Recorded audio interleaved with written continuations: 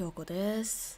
Hello everybody, it's KROWKO. I don't know why I even introduced myself like that, because you already know who I am. But hi, hello. I'm just gonna do some Q&A today. Frankly, part of me really wanted to play a new game. But honestly, I think you guys chose the right one. I put up a poll, see like what type of stream you guys would like to see, and you all chose the Q&A, and honestly I agree, because it's been a really busy day, so wouldn't be sure if I have enough energy to do an intense gaming session, so thank you guys for choosing Q&A instead. Hi Mr. August, hello my name is B, thank you for being early. I do appreciate this. When people wait like before the stream starts, I really appreciate that. Hello Yuna, hello. Okay, so let me just load up my marshmallow, and since it's such a relaxing stream today, you know, let's just keep it chill, and we're gonna answer some hot questions. Okay. Alright, so as you can see on the screen, I'm going to show the questions that you send. If you want to send a question, go ahead and do it. I have pinned it in the chat, the link. Relaxing, chill, yes. And you can also ask questions, and I'm going to reply to them. So the first question we have is, why does Donald Duck wear a towel when he comes out of the shower when he doesn't usually wear any Vans? I think I can answer this. Okay, so he doesn't wear any pants, but he does wear a shirt, right? So I guess the towel is to cover his upper part, whereas the thing down there, I think usually with ducks, they're able to like suck it in. This is a great start for a stream, by the way. I'm not sure how birds sort of hide that thing, but I'm assuming it usually doesn't show until it needs to show. You know, I'm just trying to avoid all of the the cancelable words. Hello Carter. So that's probably why. It's probably the same with Jerry, like Tom and Jerry. When there was a scene where he was inside of a dollhouse and he was taking a bath, and Tom like pulled the curtains out and he's like covering his body even though he's usually naked. So yeah, that's probably that. Or if we're talking on a very basic literal sense, then the reason why that's a thing is probably because, you know, they're trying to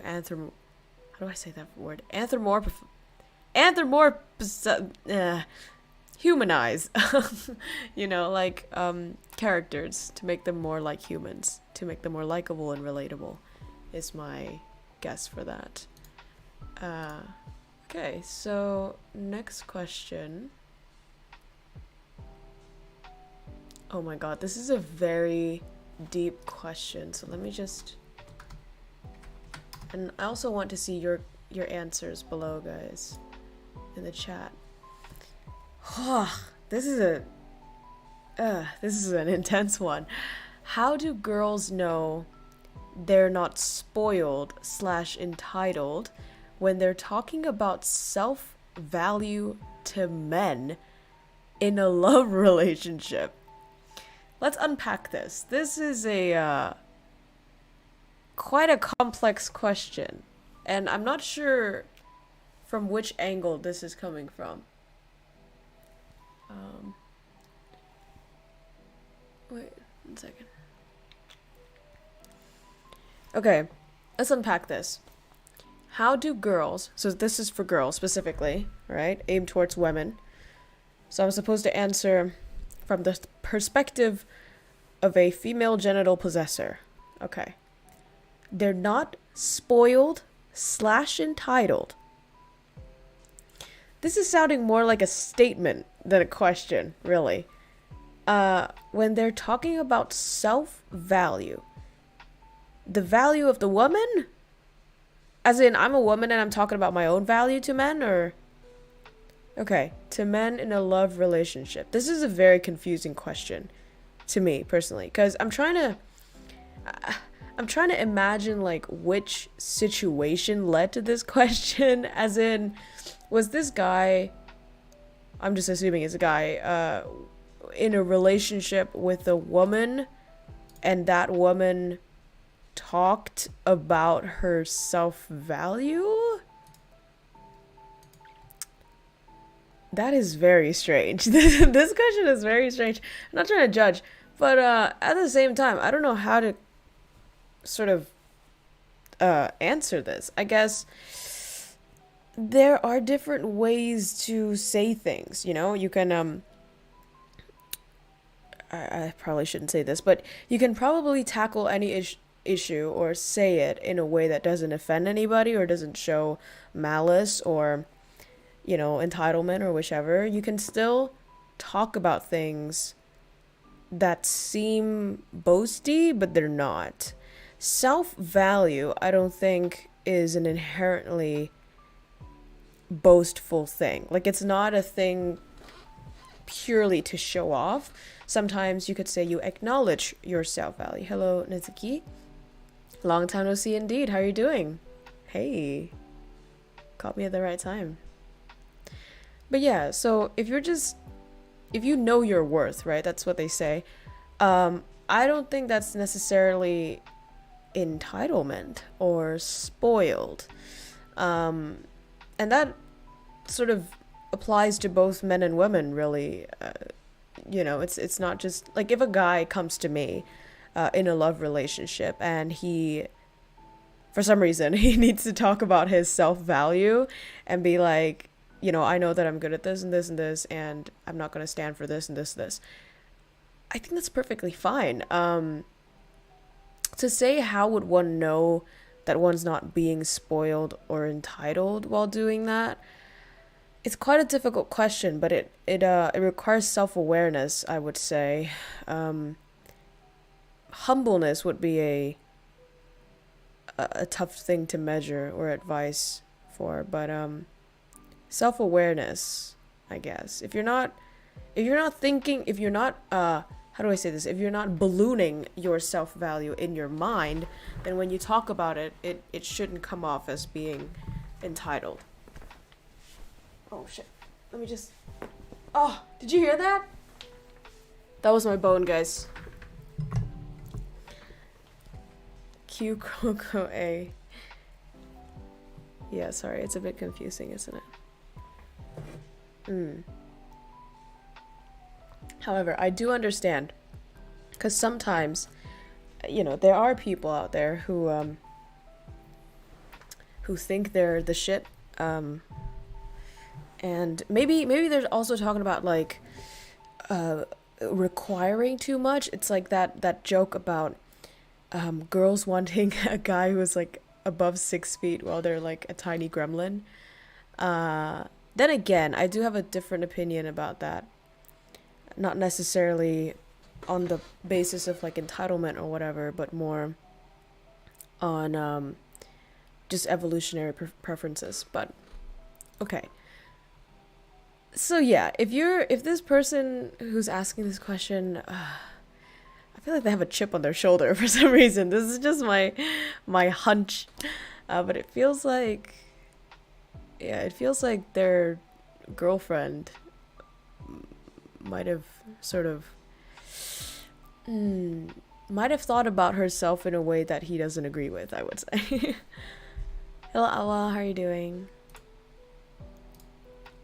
Okay, let me see. Next question. Oh. Uh-oh. Where is it? Okay, there it is. I'm gonna download this question. I hate this question already. Chocolate mint or matcha mint? I'd rather die.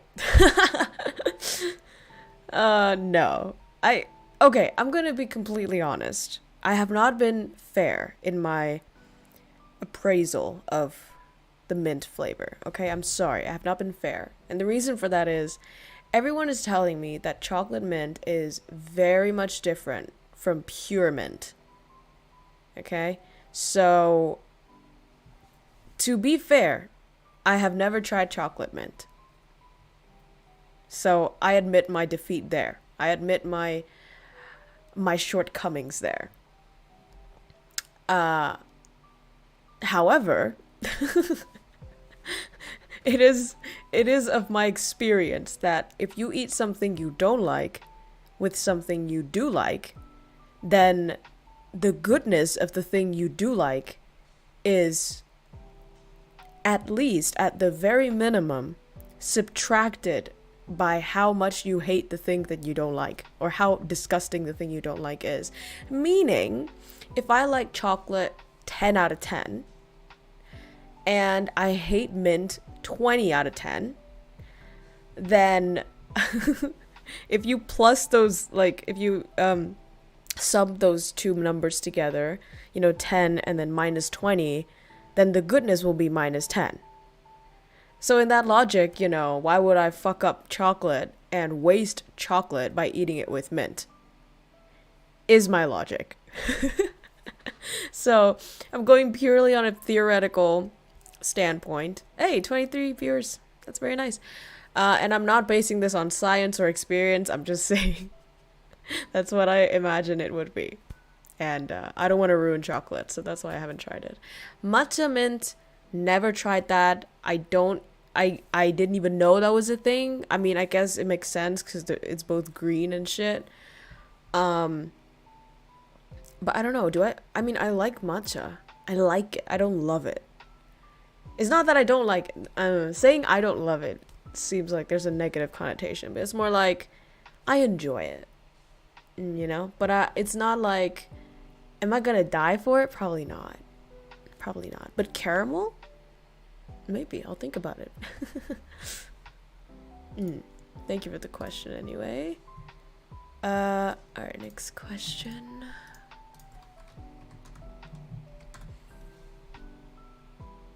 Okay.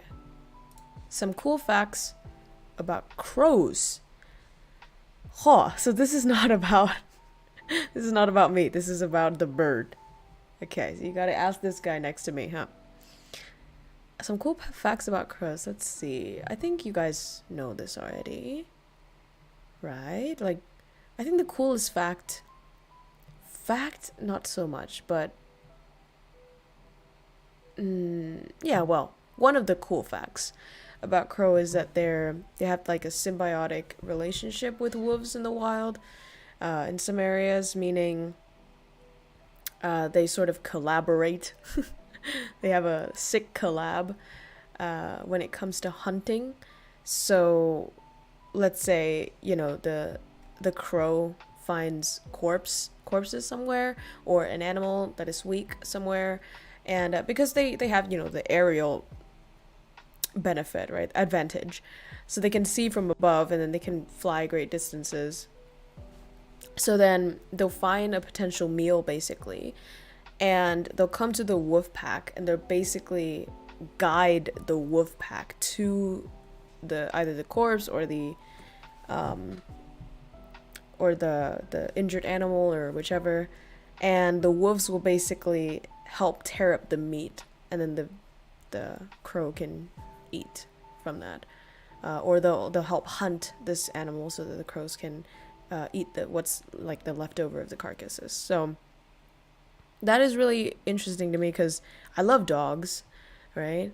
And I have dogs, so I feel like, and I also fed crows in real life, so I felt like that's really interesting. And in relating to that, in what is it, Norse mythology, Odin had 2 crows on his shoulders, and he also had 2 wolves. So it makes you think, like, did the people sort of observe that natural phenomenon of their symbiotic relationship, and then they thought about that mythology, or was there something like, spiritually connected between the symbol of the crow and the wolves? And very interesting stuff. Hello, Raiden. Want to learn about me and my friend who is all Gen Z? Are? quên mất mình có membership bên này, qua đây xài tí cho đỡ phí. Anh cứ dùng Twitch đi. Càng nhiều người bên Twitch càng tốt. It's great when you guys are dual watching, you know. I'm dual streaming, you guys are dual watching. That's great. Okay, Mateo. But yeah, what else is cool about the... Oh, this isn't really a fact. Well, it is a fact, but it's not like a natural fact about crows in general. But one of my first stories, like books that I read, was one about the smart crow. I believe everybody here has heard of the story. It's like a crow and it's super thirsty in the desert, and then it sees a little vase with water in it, but it can't reach to the water, so it takes the stones and rocks and shit and dropped it into the vase, sort of raised the water level so that it can drink the water. Hi Carter, thank you so much for coming to Twitch. Yeah, that was actually one of my first books ever, which is interesting, right? Because who would have thought 20 years ago I would pick that story up and now I would be an actual crow VTuber? Like, it's a lot of coincidences, I guess. Nhưng mà có bên này để cháu gọi cả công trình qua follow crow rồi kiểu nào. Đừng bây giờ.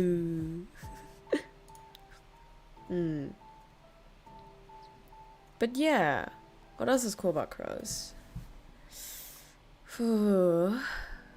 Crows, I think there's like a family of like crow species. Is magpies one of the crows, I wonder? Like the Corvus family. But yeah, magpies are pretty cool. Magpies are known to be really, really violent in Australia, and it's called like the magpie swooping season, where it's basically, they're gonna go into their mating season, so they have nests everywhere with their little eggs and shit. And if you ever come close to their territory, they're going to swoop down like kamikaze style from the sky, and they're gonna like peck your head pretty hard. So yeah, that's a terrifying experience for Australians here. But they're really striking. Like, they have this like black and white feather pattern that is like them wearing a suit. Very handsome bird. Crow kamikaze experience. Crow kamikaze. Now that's a first. I haven't seen any crow done that. In fact, the last time I saw crows here in Australia, I moved houses. That's why I'm not in the same house as I was before, where I could feed the crows. So my area now doesn't have any birds, sadly. But I was at school and I saw a giant crow, like big, sitting on the trash can. And he's like trying to find food inside the trash can. A crow must be Japanese. He flew by and pecked my ears. What? Peck your ears? Did it hurt a lot? I had imagined it would hurt like a lot, because number one, you were shocked, and also their beaks are really sharp, right? Sheesh, that's scary. No, did he think you have food or something? Did you have food on yourself? It's like a little pinch. That's so weird. Was it? Maybe it was his claw. Maybe his claw just like touched you a little bit. I don't know. That's a weird thing. Maybe that was me. I flew by to nibble on your ears. That is strange indeed. Huh.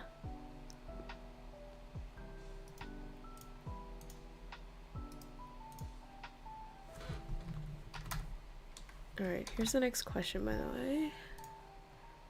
We're moving by slowly. Alright. Oh my god, this is a really big one. Yaba. Oh my dear. I'll just put this here then. It's really long. Okay. I like how he adds the dates and time. Hanoi, March 31st, 2022. It's 2023, by the way, so already you failed. Dear KROWKO, I hope this marshmallow finds you well. As a second-year university student, I'm writing to seek your guidance on a matter that has been weighing heavily on my mind. It's like, I feel like I'm the school principal at this point. Despite my best efforts, my academic performance has been lackluster, and my GPA is currently far from ideal. This surprises me, because this guy seems to be really good at English. This has left me feeling disheartened and demotivated, as I had hoped to excel in my studies and make the most of my time at university. In light of these challenges, I'm reaching out to you for any advices or tips you might have to help me improve my academic performance.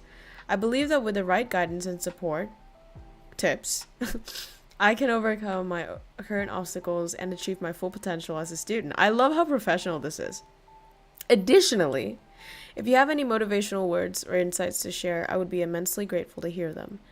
Thank you for your time and consideration, and I look forward to hearing from you soon. Sincerely, that guy with the rolled back neck. Go hair! Oh, it's Bakaneko. Oh, okay. Hello, Bakaneko. Thank you for sending the question. Really, really long one, but basically it boils down to study bad, what do, right?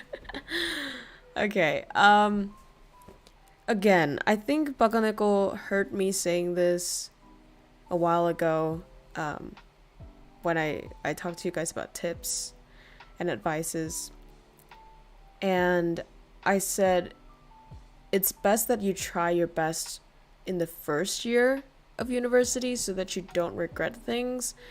I never regretted anything in my life before, and I did a lot of like fucked up shit, or like, you know, shit that is not necessarily good, but I didn't regret it. But the one thing that I think, if I were to choose, that I would regret was not trying my best in university. And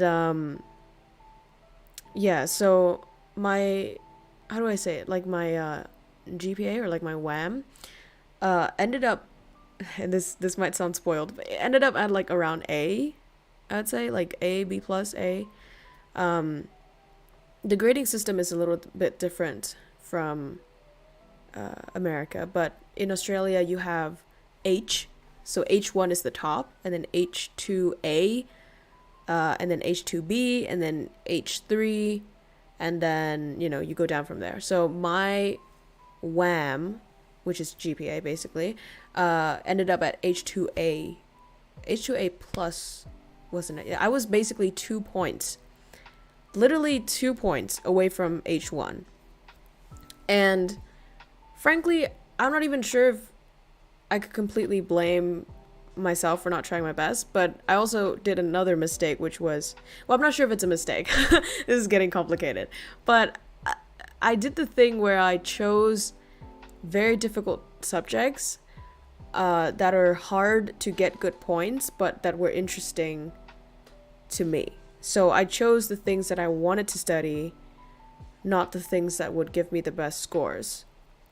And I can say that because I know exactly what gives me the best scores, and that is like media subjects. Whatever media subjects I did, I instantly got H1. And politics subjects, I already got like H1 for politics, and also for language, but I only did language like once. So I know that I'm good at those, but at the same time, I was really attracted by subjects like law and philosophy and management. So I did take all three of those, and I scored horribly on 3 of those. For the law one, I honestly think it's a really difficult subject, and I was just not up to their standards, I would say. For philosophy, I think I scored around H2A, but again, it's a very complex subject that requires a certain level of sophistication to get H1. So I didn't get H1 for that one. And then for what else was it? Management was kind of unfortunate because we had a group project But at the time, I think my mindset with group project was I'm gonna do my part, and that's fair. But what I learned later on that can be applied, that I am applying to every group project that I do now, is in a group project, you should expect to do all of the work.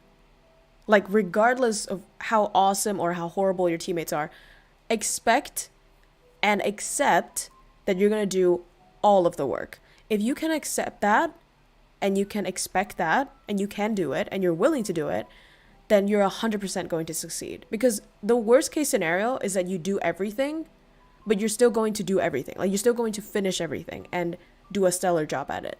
But the best case scenario is that you already do the 100%, and all of your teammates plus, so it's going to be like 200%, right? So that would be one of my advices if you were having like group projects, to give it your all. Don't care about fairness when it comes to a group project. It doesn't matter. I don't give a fuck if all of your teammates are lazy or they're sick or whatever. You're solely responsible for that. If you think of it like that, man, you're gonna crush every group project that you have. And I know that because I literally just done a bunch of group projects and I've received all A pluses for them. Anh Thiện Phong ơi, đợi em một tí nhé, để em trả lời nốt cho bạn này đã, xong rồi em trả lời xong. Okay. And then what else? Yeah, but my point is, there are a lot of reasons why you might have low grades, but of course, don't make not trying your best become one of them, because then you will feel guilty. Or at least you're more likely to. I feel guilty anyway. But if there's some advices or tips I could give you, one thing that helps me a lot recently, I would say, is having plans, daily plans. And again, everybody says this. I know you're tired of listening to it. Like, oh, make plans. Yeah, like as if we don't fucking know that. But how do you make plans? Right, is the issue. Because some people, they make plans to like the very minute, and some people can definitely stick to that. Like fucking, I imagine Elon Musk would like time his breakfast to the second, you know, because he's very efficient. But if you're just a normal person, then I would say get a notebook that has little lines, and you should limit the number of things that you force yourself to do per day. So in a sense, you are forcing yourself to do things, but in another sense, you are also limiting that so that you don't overwork or you don't feel like you're abusing yourself.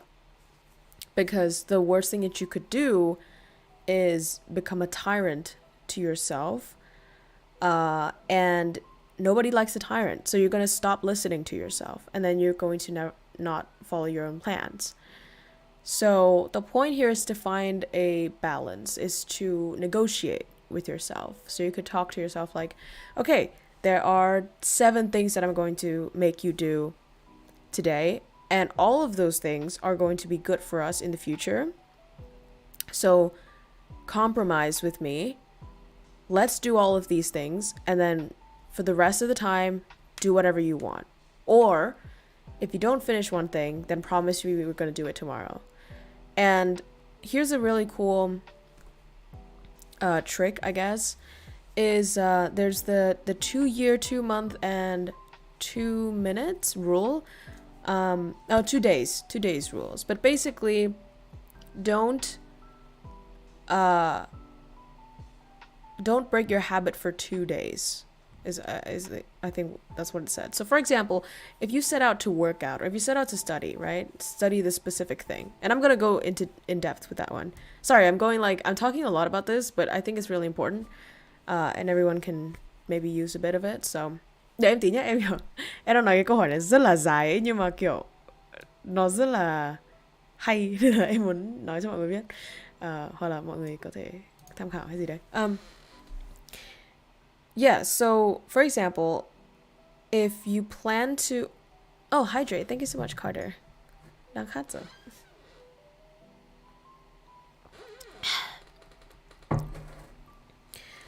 if you plan to study this one thing today, out of the 1 out of 7 things you're going to do today, but you ran out of time or something happened, right? Or you procrastinated, even if you procrastinated, right? Hỏi trước nên không phiền đâu. Okay, thank you. Thank you so much. If you happen to miss one of those things or not do one of those things, of course, don't feel great about it, but also don't feel bad, you know? And you should promise yourself to do it the next day, because if you leave it for over 2 days, then you're starting to break your habit of following plans, and that's gonna fuck you up. I was gonna say something. What was I saying? Okay, yeah, but follow the seven things. It doesn't have to be 7 things, but my planner has 7 lines, so I just use that as a guide, and I do those 7 things. Set up routines. Routines help you a lot, I would say. For example, well, you're asking about studying, so I'm not going to talk about working out, but let's say for studying, if you have a task, do break it down to the tiniest unit possible. For example, if you have an essay to be submitted, right? It would be almost impossible to make yourself sit down and do the goddamn essay if you just put in your planner, do the essay, right? Because that's terrifying. Like, that is a huge task that you're asking of yourself. And we don't like to start those things. We don't like to start things that we think we cannot finish, because that's going to haunt our brains, right? So you got to trick yourself a little bit, and you got to lure yourself in one like bit by bit.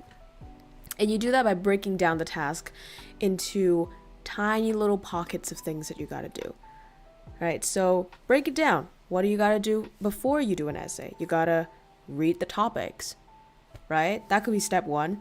And then step 2 is like, note down what they want from you in the topic. All right, so that's 2 things. And then start to look for ideas in the first element of the topic. To try to make it as small as possible. And then put a little box next to the task so that when you finish, you can tick it off and feel great about yourself. It's like a video game, right? Achievements. Give yourself some checkpoints. Do mix up your plans. Mix between entertainment or exercise and studying. Don't just make your plan full of responsibilities that you don't like to do. That's the worst thing ever, because then you associate bad feelings or like hesitation with your planners. So for example, in my planner, I literally have shit like do the studying for this specific subject, vacuum the house. I put it as one of the goals for the day, even though it's super easy, right? You can do that so quickly and easily, but that's what you want. You want goals, you want things that are small so that you can achieve it and you can feel good about yourself. And then I even have buy groceries as one, and then do the readings for this week in this one, and then note down the readings. That's another task. Work out, just break it down and do it one by one, and you're gonna be fine. What else? I hope Bakoneko is here so he can ask me further and I can give him more insights. With studying, what else? Oh yeah, if you have a library, go to it. That's one of the things that I didn't do during university that I regret so much. I always heard my classmates saying that they go to the library to study, and I was like, what? Why can't you study at home? Well, the reason is when you're at home, you're still on the same computer, yeah, but you're gonna get distracted, and no one's around you. No one's there to judge you if you don't study. So you don't. You go on Instagram, you go on YouTube, you get distracted. However, if you're in a library and you're in an environment where everyone is studying, the social norms conformity kicks in and you have to study. Otherwise, you're going to get judged. Or you're not, but you're going to feel like you're going to get judged. Yeah, right, Awa? That's why you got to hold yourself in the library. And one of the really good advices that I think Jordan Peterson gave was, in your 20s, try to push yourself to your limit. try to go as long as you can for a study period.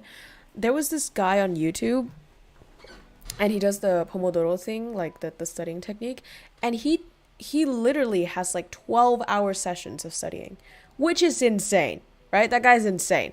But then again, I think he's the type of people who would succeed for sure. But yeah, honestly, time isn't everything if you're only using it to get distracted. But if you're holding yourself up in the library, like the other day I holed myself up in there for 6 hours straight, and I felt amazing afterwards. I got all my work done, and during the time you were there, you don't have to motivate yourself to study because other people are doing it for you. So that's great. It makes it a lot easier, right? And you're not going to get distracted because what is there to be distracted? You know, you can't just sit there and watch a YouTube video. People are going to judge you. You know, you're taking up space in the library to do shitty stuff that's not studying. So do that. Go to the library and force yourself into that environment. What else? I wish he was here though, so he can ask me more. Let's skip on to other people, and if Bakaneko comes here, we can answer him. Okay. But great question though, thank you. Thiện Phong không đăng lên cái link mà em gửi à? Thiện Phong cứ hỏi thẳng em luôn. Thôi rồi em cứ trả lời vậy. Sao hôm qua đăng stream Crow nói sẽ thôi stream, tự nhiên thấy sợ Crow sắp nghỉ nên hỏi thăm Crow có áp lực hiện tại gì không khiến Crow mệt mỏi chăng mà lại muốn thôi stream. Không, ý em không phải là em nghỉ stream cả đời ý, mà ý là trong giai đoạn học thì như nào nhỉ? Trước đây thì em học đại học đúng không? Và em không thực sự cố 100% trong cái đại học đấy. Nên là em vẫn có thời gian rảnh, nhiều thời gian rảnh. Nhưng mà bây giờ em đang học thạc sĩ thì sau khi mà học đại học xong em nhận ra là kiểu mình rất là muốn cố gắng hết sức ấy. Kiểu để mình không hối hận sau này. And well, it's a question in Vietnamese, so I'm going to answer them in Vietnamese, guys, just out of courtesy. Hope you understand that. And I'll probably translate it to English after this, so just give me a bit. Thì như nào nhỉ? Hồi trước nếu như mà nói thẳng ra thì có rất nhiều cái em lơ là ấy, kiểu trong cuộc sống nói chung ấy. Ví dụ như là hồi trước em không tập gym, tập thể dục mỗi ngày chẳng hạn. Xong rồi kiểu lười làm việc nhà, xong rồi lười nấu ăn các thứ, xong cũng lười đi chơi với các bạn. Đâm ra là có rất là nhiều thời gian. Nhưng mà bây giờ thì ngày nào em cũng tập thể dục, xong ngày nào em cũng dành thời gian cho gia đình bạn bè các thứ. Và em cố gắng học nhiều hơn rất là nhiều. Xong rồi làm tất cả về nhà các thứ, rồi nấu ăn, rồi dọn dẹp tất cả mọi thứ. Thì kiểu anh có thể tưởng tượng ngày thì chỉ có 24 giờ thôi đúng không? Mà dạo này em còn không cái thời gian ngủ ấy, thì riêng cái thời gian ngủ là cái mà Crow không du di được. Tại Crow cảm giác là nếu như mà mình không ngủ đủ thì mình sẽ rất là mệt, kiểu rất là tệ luôn á. Nên là lúc nào Crow cũng phải ngủ đủ 8 tiếng. Cái đấy nó không thay đổi được. Thế nên là kiểu khi mà em nhồi cái stream vào cuối ngày nữa thì nó rất là mệt. Và nếu như nói thật với nhau thì hồi trước em cũng rất là mệt khi mà em stream. Nhưng mà cái lúc đấy thì cái mà em nhận được từ cái stream đấy nó khá là đủ để em cảm thấy là ok, cái này xứng đáng để mình cảm thấy mệt như thế, hoặc là mình cố gắng như thế. Và cái nhận được ý em là cái sự phát triển của kênh và tiền. Ok, em nói thẳng luôn, kiểu có gì mà giấu nhau đâu đúng không? Bọn mình đều quen biết nhau ở đây hết rồi. Thì lúc đấy cái nguồn thu nó đủ để em nghĩ là ok, cái sức lực mà mình đang bỏ ra, cái stress và cái thời gian và tất cả mọi thứ nó xứng đáng để mình làm cái việc này, kiểu như vậy. Nhưng mà bây giờ em không hiểu tại sao nhé, em không muốn đổ tội cho bất kỳ ai, đúng không? Và em cũng không muốn như kiểu than phiền hay cái gì cả. Tại vì thực ra em không biết lý do là cái gì mà tự nhiên cái nguồn thu nó gần như là tắt ấy, kiểu 100% ấy, kiểu tự dưng hết ấy, tự dưng không có gì nữa ấy.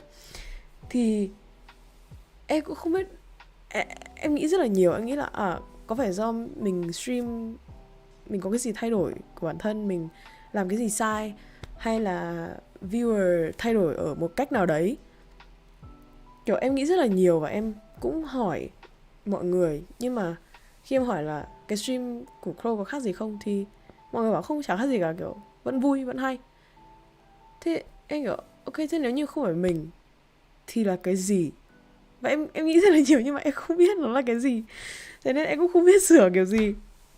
Kiểu em có nghĩ là hay là do mình làm đi làm lại những cái content mà mọi người đã xem rồi, thì mọi người muốn content mới, mọi người muốn cái ý tưởng mới, một cái gì đấy, thì em thử những cái mới. Nhưng mà kiểu nó cũng không thay đổi là mấy ấy. Thế nên em kiểu em không biết là phải làm gì. Và bây giờ nếu như mà ngày nào cũng bỏ thêm cái sức lực như thế, trong khi mình càng ngày càng bận và càng ngày càng mệt, đúng không? Và em sống một mình mà, nên là kiểu em phải làm tất cả mọi thứ một mình, thì có ai giúp được gì đâu. Sorry, I will literally like translate it after I'm done.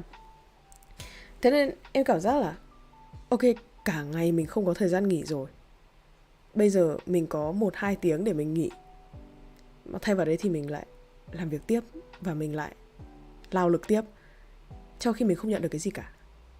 Thì thà là nghỉ cái 1-2 tiếng đấy để hồi lại sức, để có thể học được tốt hơn, để làm việc tốt hơn, để tập tành tốt hơn,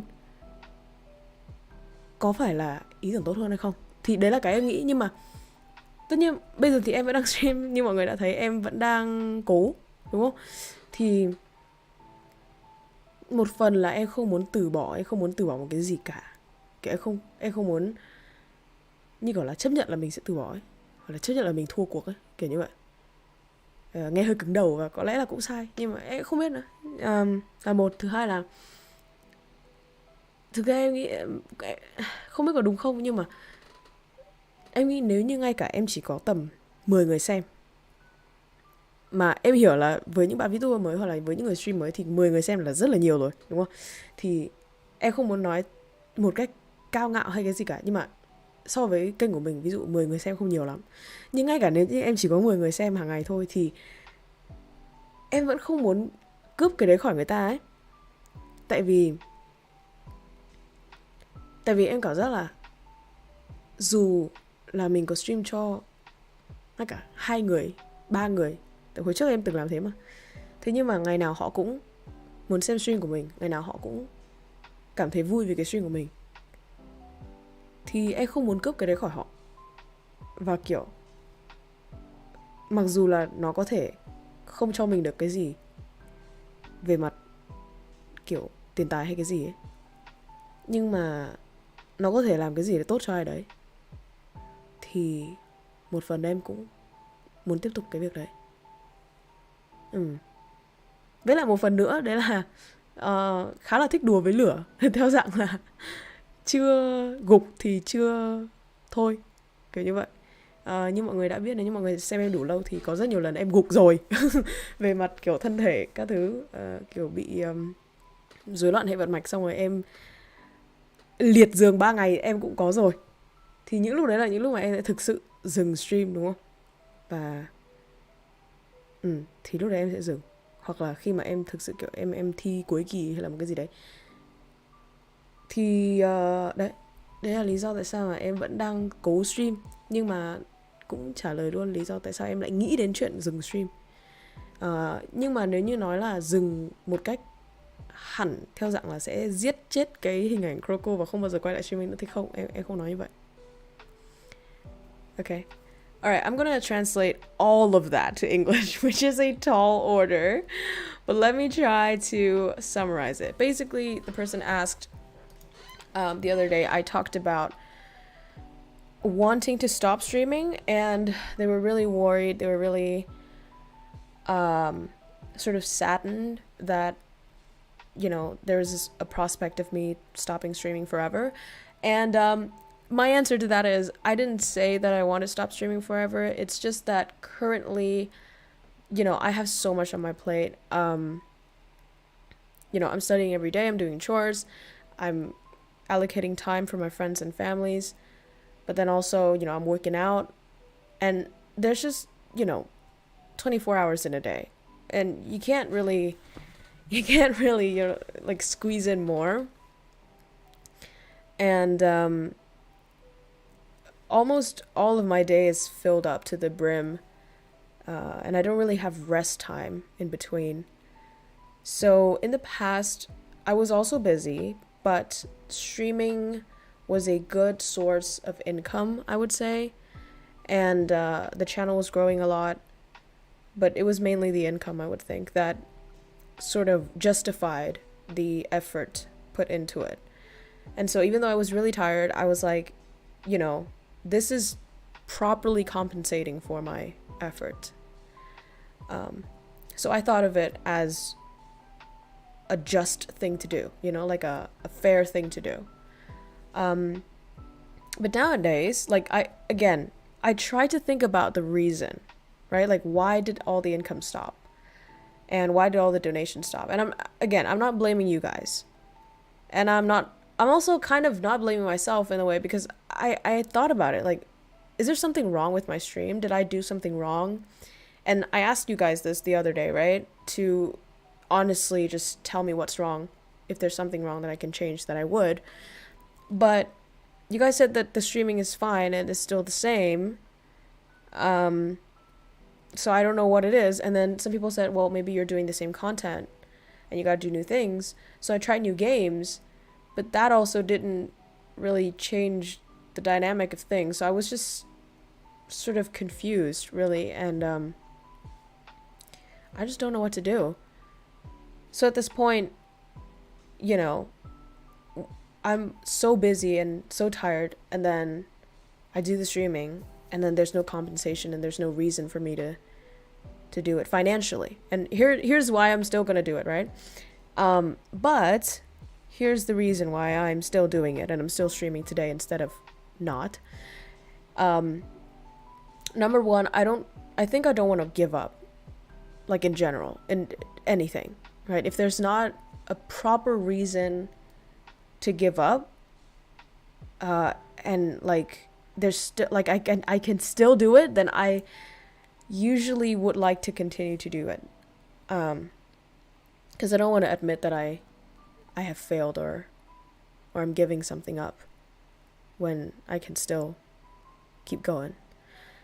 Number two, I think even if there's like 10 people watching, like there's 22 people watching right now, that's huge for like small streamers, right? So I should feel really grateful. But I'm saying even if there's like 10 viewers or 5 viewers that watch me daily, I've received so much positivity from you guys, and there were messages like, you know, I feel tired the whole day and I was feeling horrible, but I watched your stream and I, you know, it cheered me up a little bit.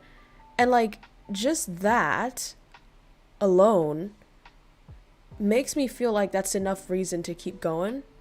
As in, even if my streams doesn't really do anything grand, but it can help those 5 to 10 people feel a little bit better, then maybe that's enough. Like, maybe that's all the reason I need to keep going, you know? And also number 3, I'm a stubborn bitch who, unless I'm like physically debilitated, I will probably keep going. So if you guys remember, if you watch me for a long time in the past, I have had horrible migraines as I'm tearing up, what the fuck, as a result of like overworking. Oh, this is weird. Why am I crying? What the fuck? And that's the only time that I stop, you know? So if I feel like I can still keep going, then I would. Oh, no, don't do that. Oh my god. Great. Now I'm crying. What the fuck? This is weird. Jerky, why are you here when I'm crying? This is not fun. from the bottom of our hearts, thank you for your stream. Well, thank you guys for watching it. Like, I don't give a fuck about views now. Like, I think, again, just 3 people who are here who genuinely enjoy it. And it's like, sometimes when you stream for a long time, like, it sort of gets into your head a little bit, and you sort of have this tendency to think of people as numbers, and you just like think of them as like numbers on the screen, like, oh, how many views is this? But then if you stop to think about it, it's like each of those people is like a proper individual, right? Like, they have their past, their present, their future, they have friends, families, their stories, emotions, feelings, everything. And you start to realize, like, even if you have few people who support you, like, those are human beings, man. Like, that's a hugely important thing. So yeah, I keep having to like remind myself that even though you feel like you're not doing as much as you did before, I mean, it's still something, and it's not nothing, so you can't just throw it away. But yeah. Nhưng mà nếu không nói thế thì... không biết đi, em đọc cái được trước nhá. Tưởng Crow đã xác định làm stream là một sở thích nên thích để làm, thì có gì đặt áp lực vào đâu họ ra gọi là ủng hộ vì Crow xứng đáng lại thành áp lực với Crow à? Không, ý em không phải là như vậy, nhưng mà nó chỉ là như nào nhỉ? Ở trong đầu em ấy thì nó như nào nhỉ? Mỗi không phải đầu em đâu, mà mọi người đều thế mà, đúng không? Làm cái gì thì cũng phải có một cái gì đấy đạt được từ nó, đúng không? Thì em cảm giác là ví dụ như những cái stream này thì ok, em cảm giác em có thể kết nối được với mọi người hay gì đấy, nhưng mà không phải stream nào cũng vậy. Và khi mà không đạt được cái đấy rồi, xong rồi cũng không có cái gì khác từ nó. Và cái mà tệ từ nó đấy là em bị mệt ấy, và bị mệt xong nó ảnh hưởng đến những cái khác, thì em mới bị nghĩ theo kiểu như vậy. Theo kiểu cộng trừ, đúng không? Ví dụ cái việc trừ đấy là từng này stress, từng này mệt, từng này thời gian. Và cái việc cộng là có thể cộng là được nói chuyện với mọi người, được kết nối với mọi người, hoặc là cộng là được tiền, hay là cộng là được cảm giác mình đang đạt được một cái gì đấy vì cái kênh đấy đang phát triển hay cái gì đấy. Thì kiểu khi cái số trừ nó to hơn cái số cộng ấy thì nó biến thành cái trừ, chứ không phải là không có gì cộng. Anh hiểu ý em không? Crow là thế, anh nghĩ mọi người đều với Crow vì tính cách thoải mái trong khi stream, kiểu thích làm gì đó của Crow. Một nhà máy Crow rằng đừng tự biến thứ vừa mình đừng có tự áp lực, đừng tự do như trước kia, thoải mái khi nào mình làm thôi, thậm chí một tuần stream cũng được vì mỗi ngày thấy Crow về mọi thì Crow. Yeah, nhưng mà một phần em nghĩ là nó là một cái cần thiết ý. Không phải cần thiết mà một cái khó để mà tránh được nếu như mà mình muốn thực sự cố gắng ở một cái gì đấy, và thực sự kiên trì ở một cái gì đấy, và không từ bỏ nó. Thì trên cái con đường đấy mình sẽ phải mệt thôi mà, đúng không? Kiểu mình sẽ phải có những lúc kiểu sẽ không thành công lắm, hay là sẽ khó để mà đi tiếp, nhưng mà mình vẫn đi tiếp kiểu như vậy. Chứ nói nào nhở, em không biết mọi người muốn gì. Em không biết là mọi người muốn kiểu mỗi lần em lên mạng là em sẽ kiểu vui vẻ, kiểu, you know, all the time, hay là mọi người muốn nhìn thấy một cái gì đấy thật. Nếu như mọi người muốn nhìn thấy một cái gì đấy thật thì em thấy cái việc là kiểu dù là mình không cảm thấy tốt cho lắm, nhưng mà mọi người vẫn được nhìn thấy cái đấy thì nó thật hơn chứ, đúng không? Nói chung là có rất nhiều thứ đang giằng xé ở nhiều phương diện, nhiều phía khác nhau. Yeah, kiểu như vậy. I've been here for a while. Thank you, Carter. I will always support your stream no matter what. Thank you for being here. Look at that, 30 people are here. Damn, that's a lot of people. Joke, tôi hy vọng lời hứa stream cả đời của tôi cho tôi không làm Crow mẹ. No, it's okay. I mean, If it makes you feel any better, kiểu nếu như để em làm cho anh đỡ lo thì nếu như có một cái gì đấy mà kiểu không có một lý do tốt gì để mà em giữ lại nó thì em đã bỏ lâu rồi. Yên tâm. Nhưng mà đấy, vì những cái lý do mà em đã kể rồi thì nó vẫn còn một cái gì đấy ở cái việc stream làm cho em không dừng lại. Nhưng mà yeah. Alright, well, that was a weird turn. Suddenly got really emotional. Didn't expect that at all. So let me just refresh the chat. And ooh, there's so many new questions. Okay. Nhiều câu hỏi mới quá. Để câu hỏi nha. What the?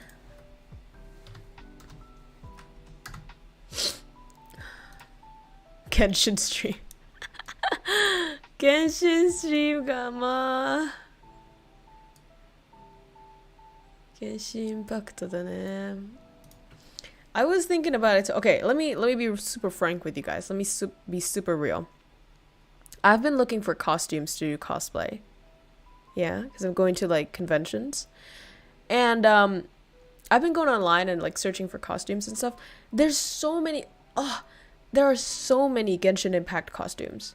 Like most of the costumes sold these days are just Genshin Impact. And even if like I go to anime stores or whatever, it's all Genshin Impact. And it makes me feel like kind of shitty that I don't really like Genshin Impact that much anymore, because like I feel like I'm missing out on all of these things. If only I liked Genshin Impact or I played it, I would, you know, buy these cosplays for these characters. And I have thought about diving back into it, but shout out to the Genshin cosplayers we saw. Oh yeah, that's true. Yeah, but you know, I don't even know if I'm gonna dive back in. And honestly, this game is more like you gotta keep up all the time. You gotta catch up with everybody all the time. It's not like Valorant where every game is the same, where you just shoot people in the same map. But for Genshin, it's like, oh, this area is released, so you have to be as high of a level to get there to that level, to that area. Otherwise, you're left behind. And then you gotta like pour your money into it. Otherwise, you're not gonna get characters. Or I mean, you can, but it's gonna be a really grindy game anyway. So I'm like, yeah, right, Awa. Like it's kind of tiring, right?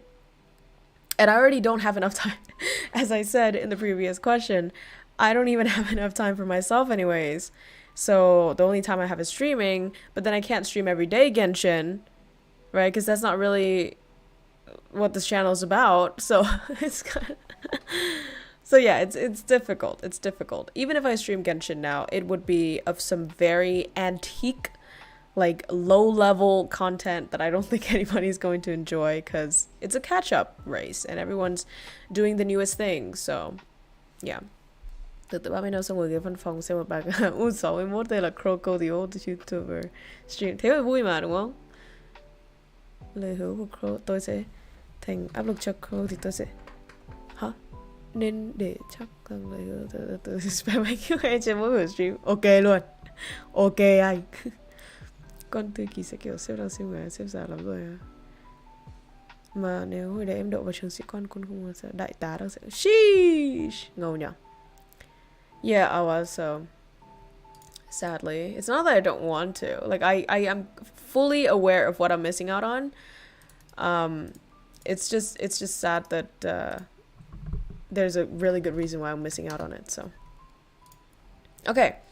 This next question is super fucking broad. Holy shit. What is success? Whew. Alright, I would like to see you guys' answers in the chat for this one. What is success? Mọi người nghĩ thành công là gì? Okay, Crow muốn hỏi mọi người cái câu đấy. Because I'm not an academic, right? So I'm not gonna answer it in the whole broad definition way. I'm just gonna say it in my particular point of view, and you guys can say it in yours. I think success would be to achieve some goal or to to go even further than the threshold that you used to be in. So it wouldn't be an end goal, I would say. Like, it's not a specific end goal, but it's goals that are set on the way that you achieve, and every time you achieve it, you succeed. You know what I mean? So yeah, that's quite broad, but I guess that's that for me. And when do I feel successful? I feel successful when, again, like I overcome my old self, I guess, or I do something that I didn't think I could before. That always feels amazing. And then, you know, the classic shit, like you sort of, okay, here's a very weird thing. People often say, like, fame and success is sort of like, you know, it comes with each other, right? And I'm not sure how I feel about that, because let's say if I talk to Vietnamese VTuber community, a lot of people know me. And in a way, they think of me like as an idol or something, like the cream of the crop of Vietnamese VTuber community. Meanwhile, I felt like it just happened to me instead of something that, you know, like, I get it. I work hard, but I don't know. It's a weird thing, fame, because sometimes you can have fame without feeling successful. And sometimes you can be successful, or you can feel successful without the fame. So I guess it also depends on your values. What do you think is precious? And usually when you get that precious thing, you're going to feel successful. So fame isn't particularly what I put on the pedestal. So even though, like, a lot of people's like, oh my god, like, you did it, man, like, you know, that's a lot of numbers and stuff, but it doesn't make me feel as good as, yeah. So that's for me. What about you guys? Let's put it in the chat. But again, I did hear, Jordan Peterson, who said, a lot of people don't like to define success because that means they're also defining failure. They're defining the conditions for failure. So for example, you don't want to put like a specific weight goal, because that means that if you don't achieve that, then you fail. So you just sort of put this blurry line of like, lose weight in general, and then, you know, if you lose 1 versus if you lose 20, like, it makes no difference because what you put out is losing weight anyway. And that's just an example. It's not just all about losing weight, obviously, but yeah, so apparently it's good to have a clear idea of what success is, so that you can have clearer goals as well, and you're not afraid of failure. But yeah, that's I don't know why I talked about that, but okay. Ooh, what the fuck? This question is really tied into the last one. How to cope with the failure that didn't come from your own fault. See, that's what I've been thinking about though. With the whole, we're going back to the channel performance and donation thingy again. What a name. Hentai, thank you so much for following. Thank you, Hentai. Great name. Awesome name. Yeah, we were talking about some really deep shit and then just hentai. How fitting. But yeah, so let's... Oh, stretch. Thank you so much. Cảm ơn anh, em đang đau lưng rồi. Gotta stretch, guys. Did you hear that? Did you hear my bone crack? Oh my god. Ugh. Alright. Sign of divine. Watch hentai to cope. Yeah, like I asked the question and then hentai appeared. Like the answer it was. Okay, but yeah, as I said, I was also Star, thank you so much. Thank you, KROWKO. Crow bacon, prepared to torture someone. I also don't know, but one of the ways, and this isn't a holistic answer, it's not an answer to everything, it's just like a partial thing that might sort of calm you a little bit, but I've recently subscribed to this idea of quote-unquote fate, and I say quote-unquote because it's not fate in the way that you would think, like in a totally religious, and by religious I mean like the empty way of religious, and not religious as what religion is, because I believe religion is like really powerful, and it has its grounds in reality, the true reality, and it's not just something that you can escape from. But what I mean by that is, okay, basically I don't mean fate in a wishy-washy way as like fairy tales, but I mean fate as in the butterfly effect of everything happening all at once, in the past and present and the future, everything happening in somewhat a predetermined way, but also you can change it, but you know, it's like a domino effect basically. So what that means is one thing leads to another, leads to another, leads to another, leads to another, leads to another, and that's starting from one thing, right? But there are so many things, there are endless things, so you can imagine how horrifyingly wide that effect is and how deep it can go. And so that means that if something happens and you're not really sure why it's happening, it's probably because something else happened before that, and then something else happened before that, and then something else happened before that. In short, it's probably because of fate that it's happening, right? So then if it's something that's not because of you, and it's something you cannot control, then there is no point worrying about it. And there's no point putting into it so much effort. You know what I mean?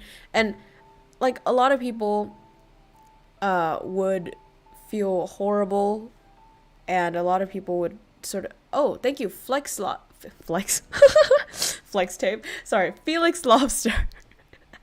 I'm sorry for butchering your name, Felix. Welcome to hell. Yes. 1441 sounds familiar. What is that? 144. Huh? Is that a code? What is this? I have no idea. But yeah, so basically, if it is completely out of your control, the best way to cope with it is, I guess, maybe through faith. And I don't mean like you have to believe that there's like a guy with white beards up in the clouds, but what I mean is have faith that things are going to go the way they do. What is this? 144167. What is this? Why does everybody know this and I don't? Huh?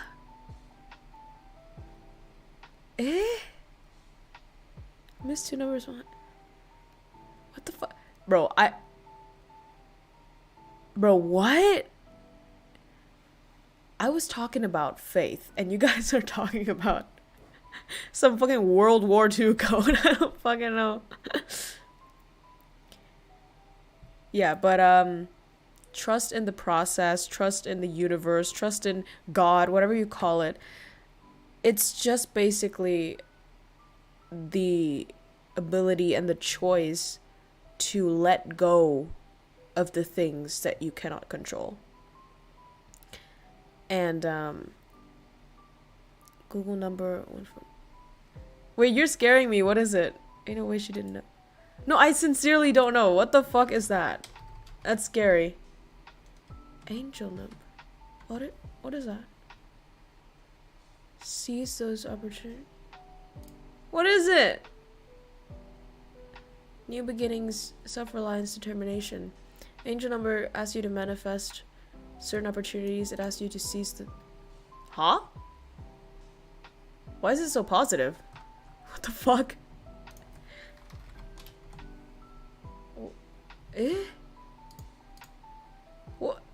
Huh? I don't get this. Oh my god. What the fuck? Wait, all this time there were comments on YouTube that I didn't see? Oh. I hate you, Streamlabs.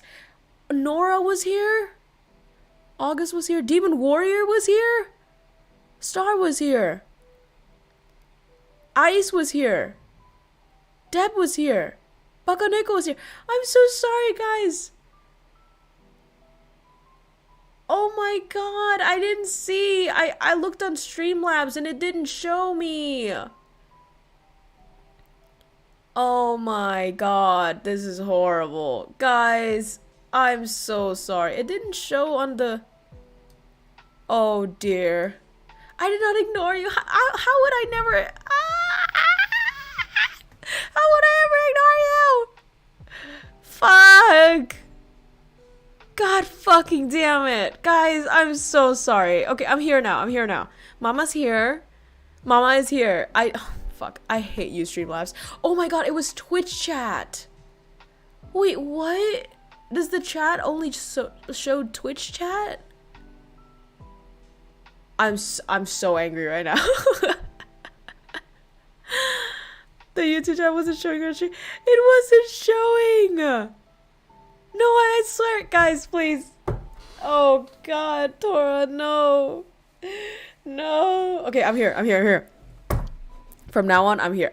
I was like, what the fuck? There are 30 people watching, and yet there's no one talking. Like, I was literally... Butterfly effect. Dumb Streamlabs, for sure. Felix, oh, that was you, Felix. I had to create a goddamn Twitch account to interact with her. I'm so sorry. Tôi cũng không nhớ đến những câu đã phát hiện. Thế sao lại làm thế với em à, Thiệt Phong? Why is Nightbot here? I have no idea. Oh my god. It shows both of you have to set it up. It used to show both, like, normally. I don't know what the fuck. This is really strange. Let me see. What? Oh my god, it feels... See, what the hell? Now it's... I hate you, Streamlabs. I sincerely... I wish the worst on you. No. That's mean. But like... Okay. 32 people. Oh my god. Alright, I'm gonna read both now. Sheesh. Alright. Thì anh có thấy bên YouTube nhưng mà em có rep vào đây. Thì anh phải bảo em là không... I didn't know. Okay. Alright. Well, I'm here now. We're like 1 hour in. This is so bad. See how happy I become now? Because I suddenly see everyone and I'm like, oh my god, guys, I've been waiting for you forever. Yeah, I was like, oh man, like nobody's watching me anymore. But then I was like, there's 30 people. There's 35 people now. What the fuck? This is really strange. Make more questions. We must have a longer... Yes, I agree. Tomorrow's Saturday. I can sleep whenever I want. So please ask me more. I want to talk to you guys more. Anh nãy giờ Crow không biết, tại nên Crow cứ kiểu sẽ khóc một mình. Khổ vãi. Okay. はい。じゃあ、行きますわ。Why do you want to study and become a psychologist? That's a really good question that I have gotten 10,000 times, but I don't mind answering it again. 1 hour ignoring the fourth. Oh, this is great. This is just awesome. I appreciate how you guys jumped on the Twitch as well to talk to me, so thank you. First time I saw Crow sad and crying. Thế mà làm cái mặt hí hởn nữa hả? Thế nhìn khóc à? Managed to what Twitch chat looks like. Wait, you were crying? I was... Yes, I was. Jesus. It's nice just listening to you on the side. Thank you, Demon, for being here. All right, let me answer the question. Okay, that's your question, Carter? Okay, good question. There were so many reasons that led to me becoming a psychologist, or there could be no reason whatsoever, or maybe just one reason. So many ways to answer this. If we're answering this in a way that I consciously think, like what the reason is that I consciously think led to my becoming a psychologist, I would say, number one, my family, my mom and dad, they both know people really well. And I say that by that I mean they have really good social skills and they have good emotional intelligence. And that's not a flex. Well, it is a flex. 'Cause I'm proud of them. But, what I mean is they taught me since I was young the importance of knowing what people think, what people feel, and how to act accordingly. And I remember when I was young, normally parents would take their children to like amusement parks or, like kids places, right? Kids shit. But my parents actually brought me along to their business dinners and they taught me how to read people. And they were like, yeah, so did you see, like on the way home, my dad would be riding the car and he would say, I remember really, really clearly one time, and my dad is like, I really appreciate my parents. I think you guys can tell by now. But one time I went on not a dinner date, I almost said dinner date, on a business dinner with my parents and their bosses. And at the end, I think, or was it the beginning or the end, the boss gave me a handshake, as a sort of a courtesy, I guess, to show respect to my dad, but also because he's a gentleman, right? The boss is a gentleman and he just wants to treat people, usually if you're in a position of power and you treat children with respect, it really shows, your good character. And so he gave me a handshake. He didn't have to, obviously. I'm just a kid of his subordinate, but he did. And then I shook his hand. And then on the way home, my dad, while he was driving the car, he asked me, did you know what you do wrong today? And I was like, what I did wrong? What did I do wrong? And he said, you didn't look the boss in the eyes when you shook his hand. And the boss, like his facial expression changed after that. And it's because I didn't show respect, right? I didn't show the correct respect, the proper respect needed in that particular social interaction. And my dad caught it immediately. And he taught me, right? Because I was a fucking kid. I know, I didn't like eye contact either. I fucking hate eye contact, if anything. Because I heard somewhere like autistic spectrum, like there was eye contact, avoidance of eye contact. Frankly, I feel like I'm a little bit on the spectrum on that part because I really hate eye contact, but I have trained myself to be comfortable with eye contact just for socialization. Otherwise, I hate it. And I always try to avoid it if I can. But yeah, so yeah, I was just a kid. But the cool thing is, through those experiences, he didn't scold me, right? But he just taught me how people worked. And so I was really interested in people. Teaching you how to survive in the fucking world. You're right. Psychologists to deal with mental problems. No, she just to do it with fuck with people's minds. Mass manipulation. Eye contact, good way to certain ones. Yeah, and then what was it talking about? Oh yeah. So my parents, and also I think because I was born pretty late. And by that I mean when you're born later, like when your parents are already old, you get more mental like sophistication. And that's not to say that you get smarter, but you are more aware of how people are, and you have to adjust and you have to accommodate. And hi Renzor. And you become like, you have more mature knowledge from your older parents and your older sibling. So they pass that down to me so that I become sort of older than my age, I would say. So then I would be more aware and more conscious about like people and like thinking in general. And then the next thing is and I don't want to dive too deep into this, but in my family, like there are mental issues, I would say. I don't want to really like stigmatize it, but you know, people in my family, like they have been through shit, and I was there to, you know, I wouldn't say, you know, I was the only reason why they got better, but I would say I was there. So that also gave me more motivation to keep doing that. And frankly, ever since I was young, I was just so fascinated with the shit that was happening in my own brain. And I was just like, why the fuck am I doing this? Why am I thinking this? Why am I feeling this? I needed answers. I didn't need sleep. I need answers. You know? Awkward. Like, to my hand looks weird, or my eyes in the right place. I understand that.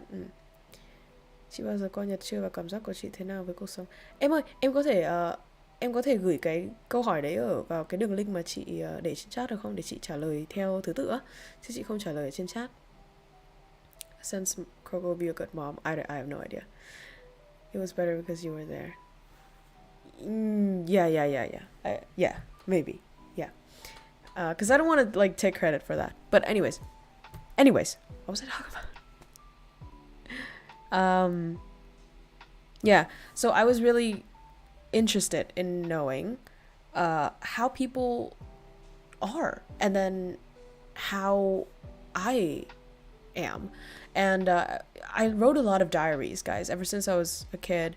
And I think I am really sensitive and emotional.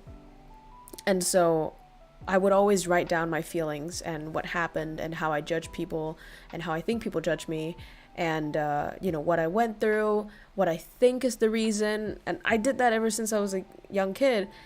And it just grew and grew and grew into this deep fascination with how just the human being, like the human psyche works, basically.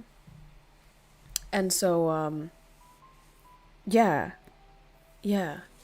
so it never stopped, I guess. And then when I, you know, went for university and I chose psychology, I fell even more in love with it, because I didn't grow up knowing about mental illness, I would say. Hi Cry. Your father taught you to go into life. My father taught me how to become a fat ass.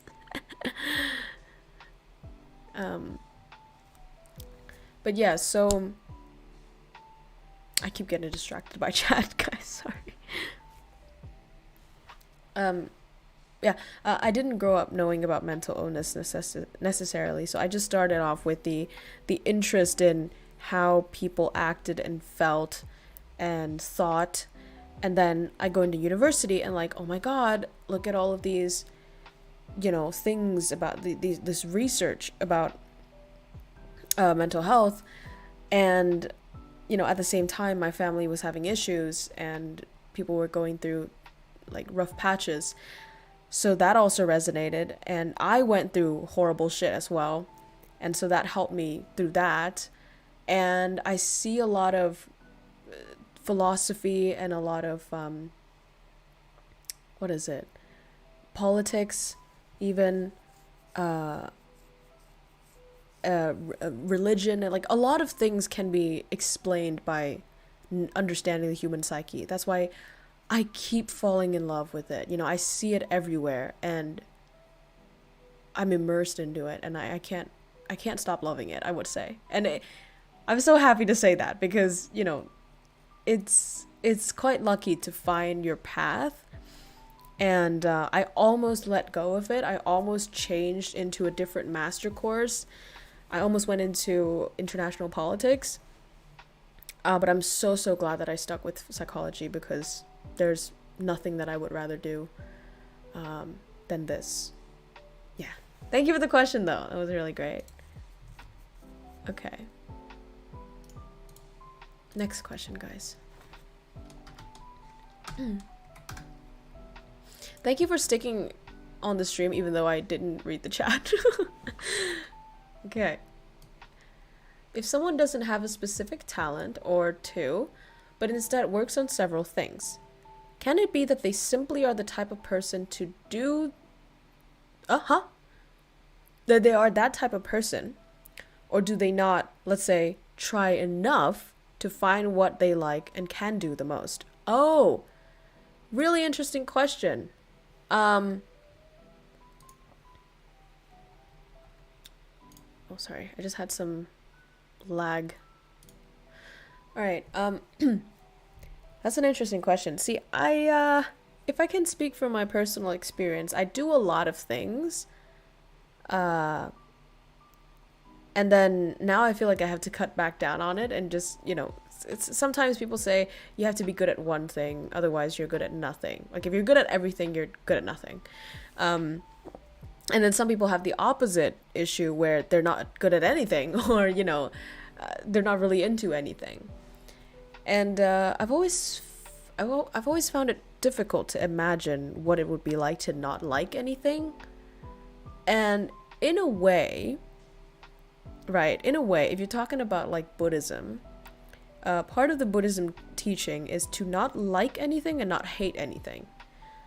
So you have to just be neutral about everything. And that's probably like the ideal state to be. So that you're not really attached to anything, and you're also not resentful to anything. So in a way, if you're asking on a grand scale, like, will this person be more happy or more content in life? Probably. Like, you know, like it's not like you're going to have a horrible life just because you don't like anything. Because, you know, in our culture, we do emphasize on passion, on like dreams, like you gotta have something that you sort of rise for or anything. But yeah, I don't think it's necessarily bad to not have a burning passion for anything, although it's also not good to just, you know, be nihilistic and think that life has no meaning and no purpose, you know. And to say that this person has not tried their best to like try stuff, that's very hard to tell, unless, you know, you give me like a very specific idea of how much this person has tried. One of the very good ways to just get yourself out there is to say yes to everything. And I'm not trying to say like drugs or whatever, but, you know, if somebody invites you to a party, say yes, go. Or if somebody says, hey, want to do fucking, I don't know, skiing, say yes and just do it. Because you never know, right? Especially if you have nothing that you like right now, maybe the thing that you like is lying ahead somewhere. But also, there is a potential that you're just not particularly a passionate person. And I don't think there's anything wrong with that, really. Because if everybody is like passionate and burning and just like, I gotta do this, like, you know,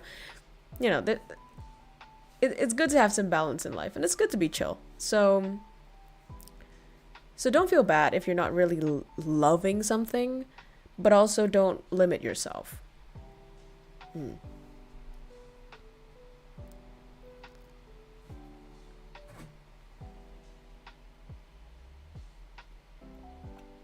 Motivational quotes or low tier god.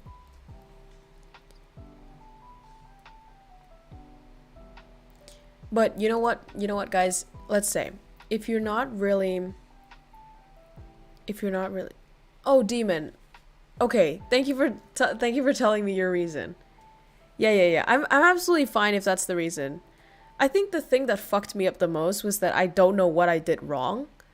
And like, let's say if I know that it's all because, all my supporters have like financial issues, or they have different responsibilities, or anything, I would feel fine. But it's because I didn't know, like, there's no way to know what happened. Well, unless, you told me, like you told me, Demon, that's great. So I was like just paranoid, and I didn't know what to do with myself and how to change or how to improve. So yes, I was really stuck, and thank you for clearing it up for me, at least from your part. Yeah, but back to the passionate thing. Let's say you don't feel any drive for any particular field. Maybe you can do things out of responsibility. Out of, I would love to do another 1K to you. Oh, we would both love that. But it's okay. Yeah, thank you for telling me though. I feel great now. Thanks. And also, good luck to your responsibilities. Like, hope you overcome whatever issue. Yeah. But, what was I talking about? Damn it. Yeah. One of the things that you can do is, let's say you don't really like anything, but you're good at something. And that is huge, because if you're good at something, hopefully that thing is good, then it would be able to help society, right? It would be able to help the people around you, your family, friends, and then society as a whole. So even if you're not doing it out of your own personal passion, you can do it for everyone else. And maybe that's good. Maybe that's good enough, And what if you're not good at anything? Then you have to be good at something. Then you have to try. And I mean, that's one of the things that, everybody start off kind of bad. Like, okay, some people have natural talents for things. Some people have a natural knack for things, and they just catch on like easier. But some people, usually people start at 0. And like in tarot cards, right, or in mythological archetypes, you have to be the fool before you can be the master, right? So you have to accept that you're gonna be shit at something, but you're gonna have to keep going anyway. And here's the thing, if you put enough effort and enough time into something, you're not gonna be bad at it forever. Like, that's just what it is, right? And let's say if you're competing with other people, a lot of people are naturally good at something, but they drop it, right? Like, I remember I went to the piano lessons at 6th grade, and then my teacher was like, oh my god, she has amazing talent for this. Like, if she started learning piano at 3, she would be like a fucking prodigy by now. And so apparently I have a natural talent for it, but then I chose other paths, and I stopped doing the piano, and now I just play it at a hobby. And my skill level versus someone who doesn't have a natural talent but kept going all these years, they're like skies, like mountains above me now. Even though they don't have natural talent, but they keep going and they put in the effort and the hours, then they're gonna get better, guys. So don't think about not being good at something as a personality or as your natural state that's just gonna stay like that forever. It's definitely something. Yeah, like Star said, that's the definition of success, right? You overcome yourself and you become better. And honestly, that is going to feel so earned and so good. And maybe even if you're not passionate about it, but you feel like you have overcome yourself, that in and of itself gives you the drive, the fuel that makes you respect yourself. And maybe that's good enough. And maybe that's a life worth living. I like the idea of getting good rather than being talented. Yeah.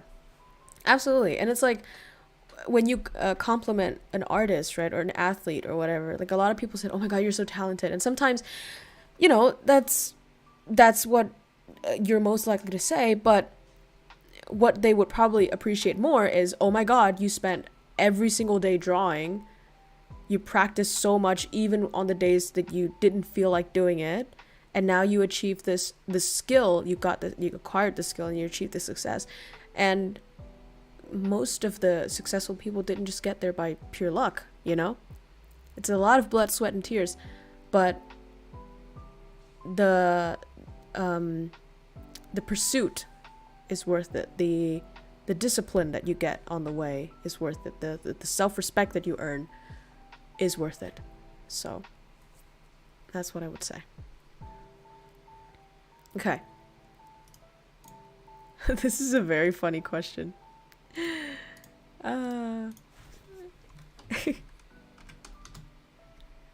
Alright, so this question is, how are you so good at English and Vietnamese at the same time? I am born good at Vietnamese. I would say I have such a natural talent. Forget whatever the fuck I just said about talent and success. I earned the success in Vietnamese with zero blood, sweat, and tears. And that is to say, I am Vietnamese. That's why I'm good at Vietnamese. Yeah. If you're talking about English and how I got good, right, at it, then child language acquisition. Yeah, I didn't do shit. It just happened. With English, I guess part of it was acquisition, but I realized, right, every time everybody asks me, like, how did you get good at English? My first instinct is to say YouTube, because that's what I spend the most amount of time on in my life, I would say, in terms of English. But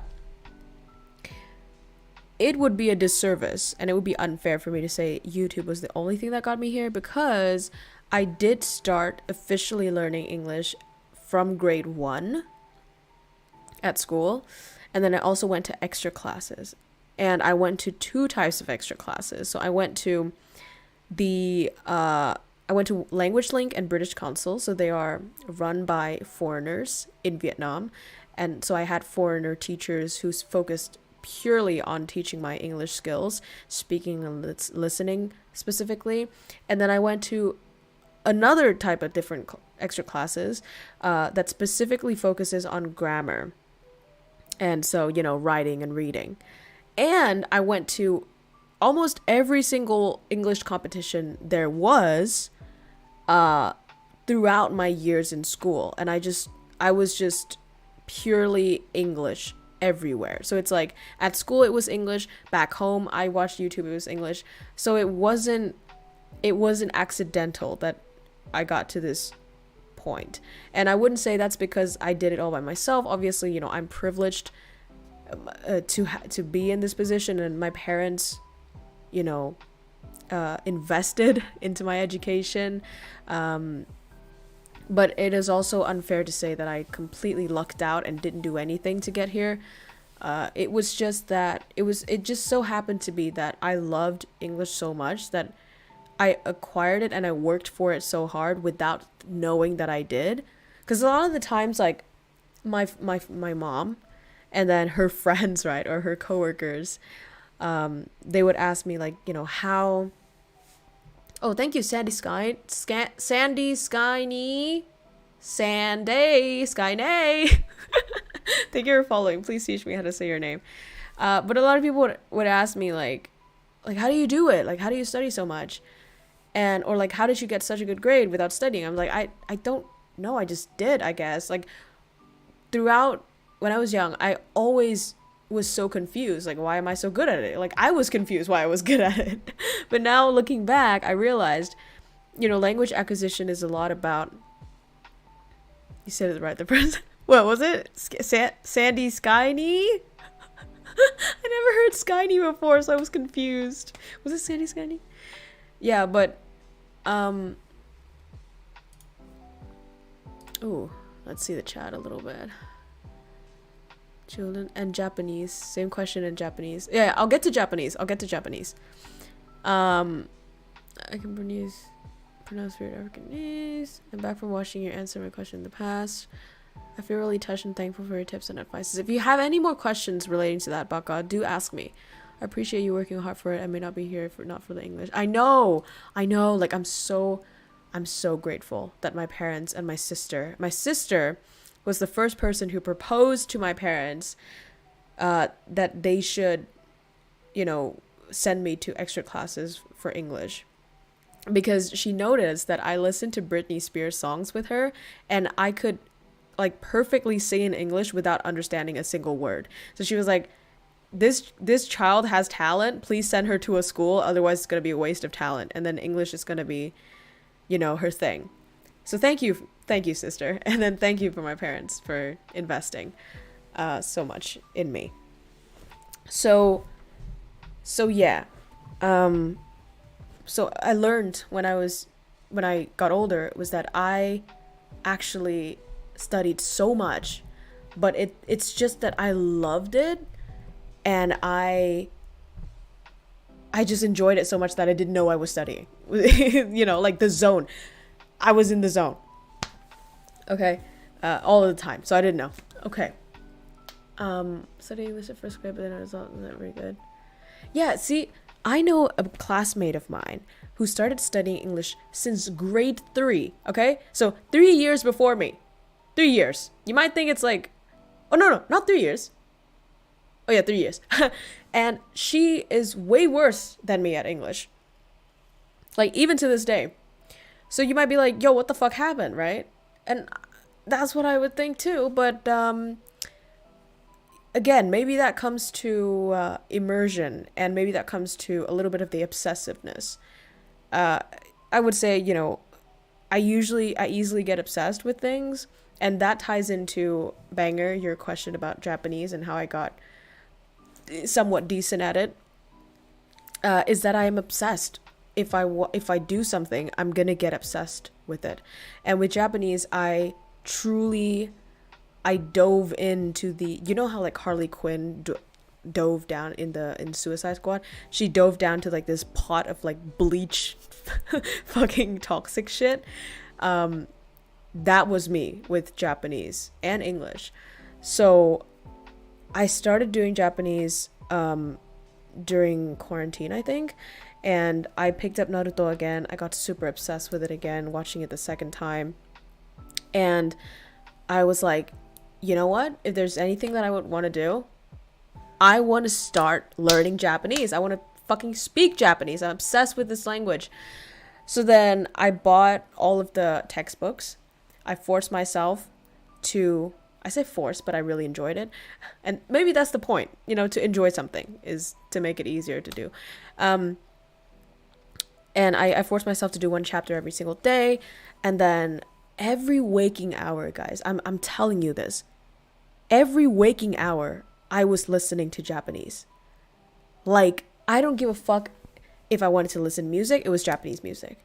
If I wanted to watch Netflix, Japanese shows. Anime, right? Manga. Read Japanese books. Write diaries in Japanese. I fucking wrote the grocery list in Japanese. I was doing everything Japanese. I changed my complete fashion style to Japanese. I cut my hair Japanese style. I'm telling you, I am fucked up. Like, I was obsessed.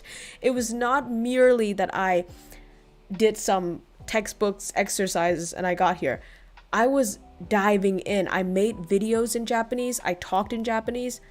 Later on, when I was streaming, I didn't even fucking, like, I wasn't good at Japanese, but I spoke Japanese. I made friends with Japanese people online. I forced myself to chat to them. I didn't know shit. I was learning from them. And I was just like, again, I became Japanese. I moaned in Japanese. You're right. Exactly. So when people ask me, like, how did you get here? Like, that, if you want the full answer, that's the full answer. Right? But everyone thought it's just like, oh, you probably, like, found some Duolingo, like some magical shit. It wasn't some magical shit. It was 100% dive right in. You know what I mean? Nani? That's huge. Yeah, I thought in Japanese, guys. I had a fucking dream. Like, this is the extent. Like, I had a fucking dream where I spoke Japanese and I was with Japanese people. Like, what the fuck? And then you know, like you don't do that shit if you're not into it. And I only studied Japanese at that time. I think I only studied Japanese like a few months, and to immediately fucking dream in Japanese and shit, like that's weird.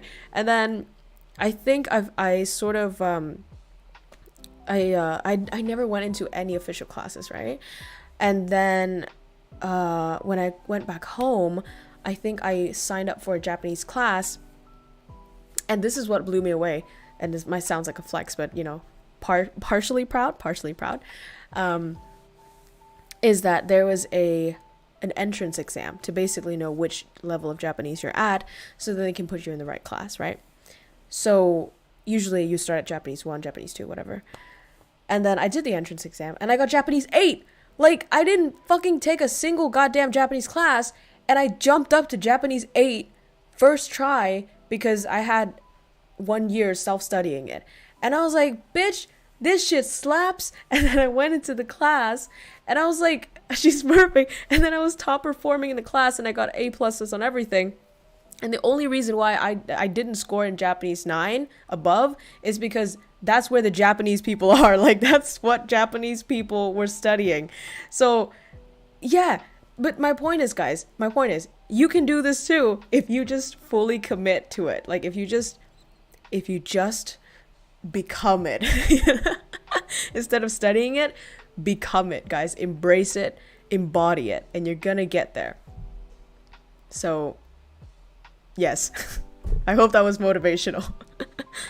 It's not weird, that's weeb. Right?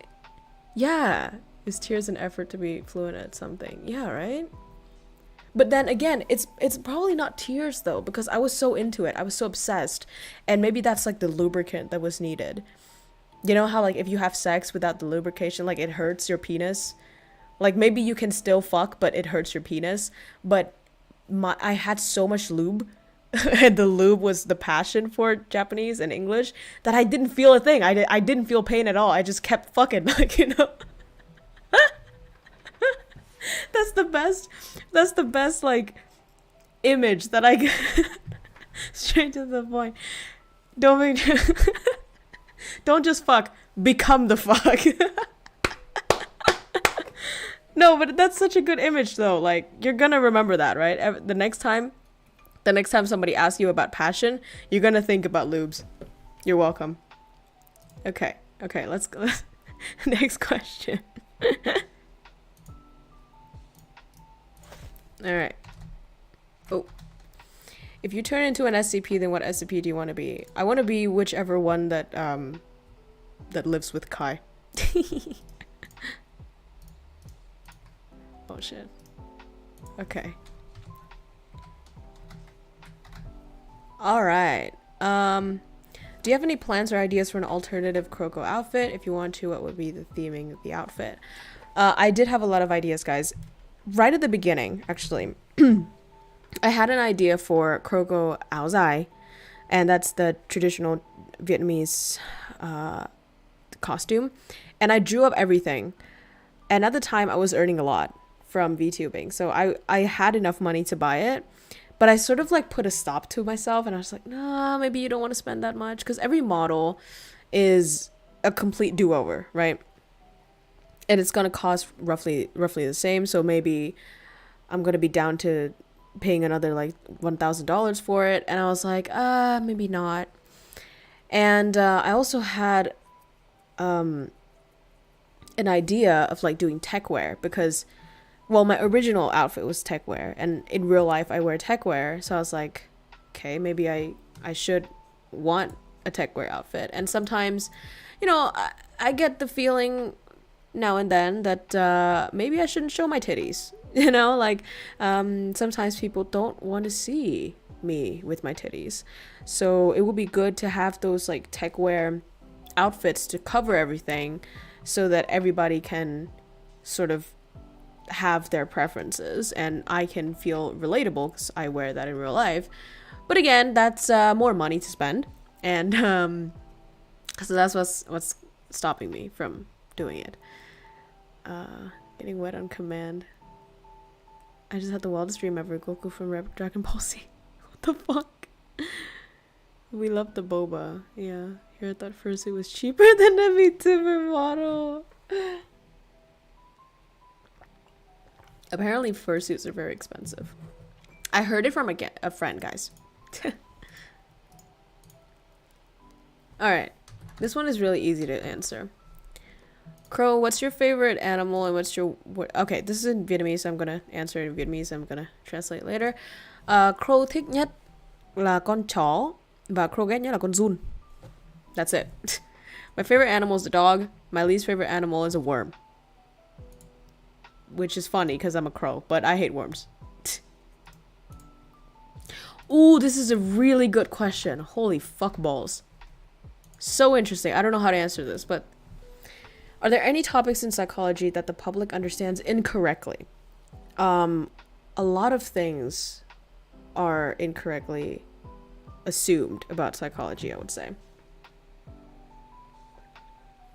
One of the things, well, I don't think many people think this way anymore, but some people think that psychology is not a science, which is the most hilarious thing ever because the fact that I have to do advanced statistics for fucking 2 years straight and just do fucking coding in our language to do statistic analysis is a complete slap to the face to everybody who thinks that psychology is not a science. Like, I wish it wasn't so that I don't have to do these statistics, but it definitely is. It's very methodological and yeah, it's really cool. Another thing that people think it's incorrect is psychology is all about manipulating people. I think it's less about manipulating people and more about understanding people. Psychology is where you get knowledge about how humans are. But then where the manipulation comes in is, for example, in advertising or in media, where you use the knowledge that you get from psychology to use in your strategies and your tactics to make people do things, right? So it's not psychology that's doing the manipulating, guys. If anything, it's every other field that uses psychology. Okay, so think of psychology, and I really like this this image, what is it? This thing that I learned from advertising. And advertising was like trying to make itself also become like innocent, but kind of failed. But basically the analogy was, think of psychology like a hammer, right? You can use a hammer to put a nail on like a house to keep shit like steady or something. You know, like you can use it for construction to make something cool, something great, or you can fucking smash somebody to bits with a hammer. So basically it's a neutral kind of science where you can use it for good, but you can also use it for evil, but usually people use it for good. Okay. What other thing about psychology? Ooh. Oh, I guess a lot of people think that if you study psychology, then you must want to be a therapist. A lot of people think that. Well, not really, because psychology is so applicable to so many fields that after doing bachelor in psychology, a lot of people go into different sections of the industry. So you could end up being a teacher, you could end up being a consultant, you could be a human resource manager, you could be a marketer, you could be manager, like a general manager, and yeah, of course you can be a therapist or a psychiatrist or a psychologist. So a lot of fields that can come out of that.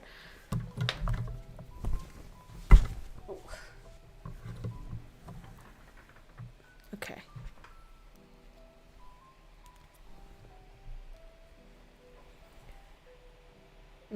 Thử đọc suy nghĩ. Yeah, that's true. That too. Friends are normal people. There's a weeb side to them, but KROWKO's the only one I wholeheartedly recommend them to watch. Aww, that's so cute. You become critical, it helps with more things than just programming. Yeah. Like that.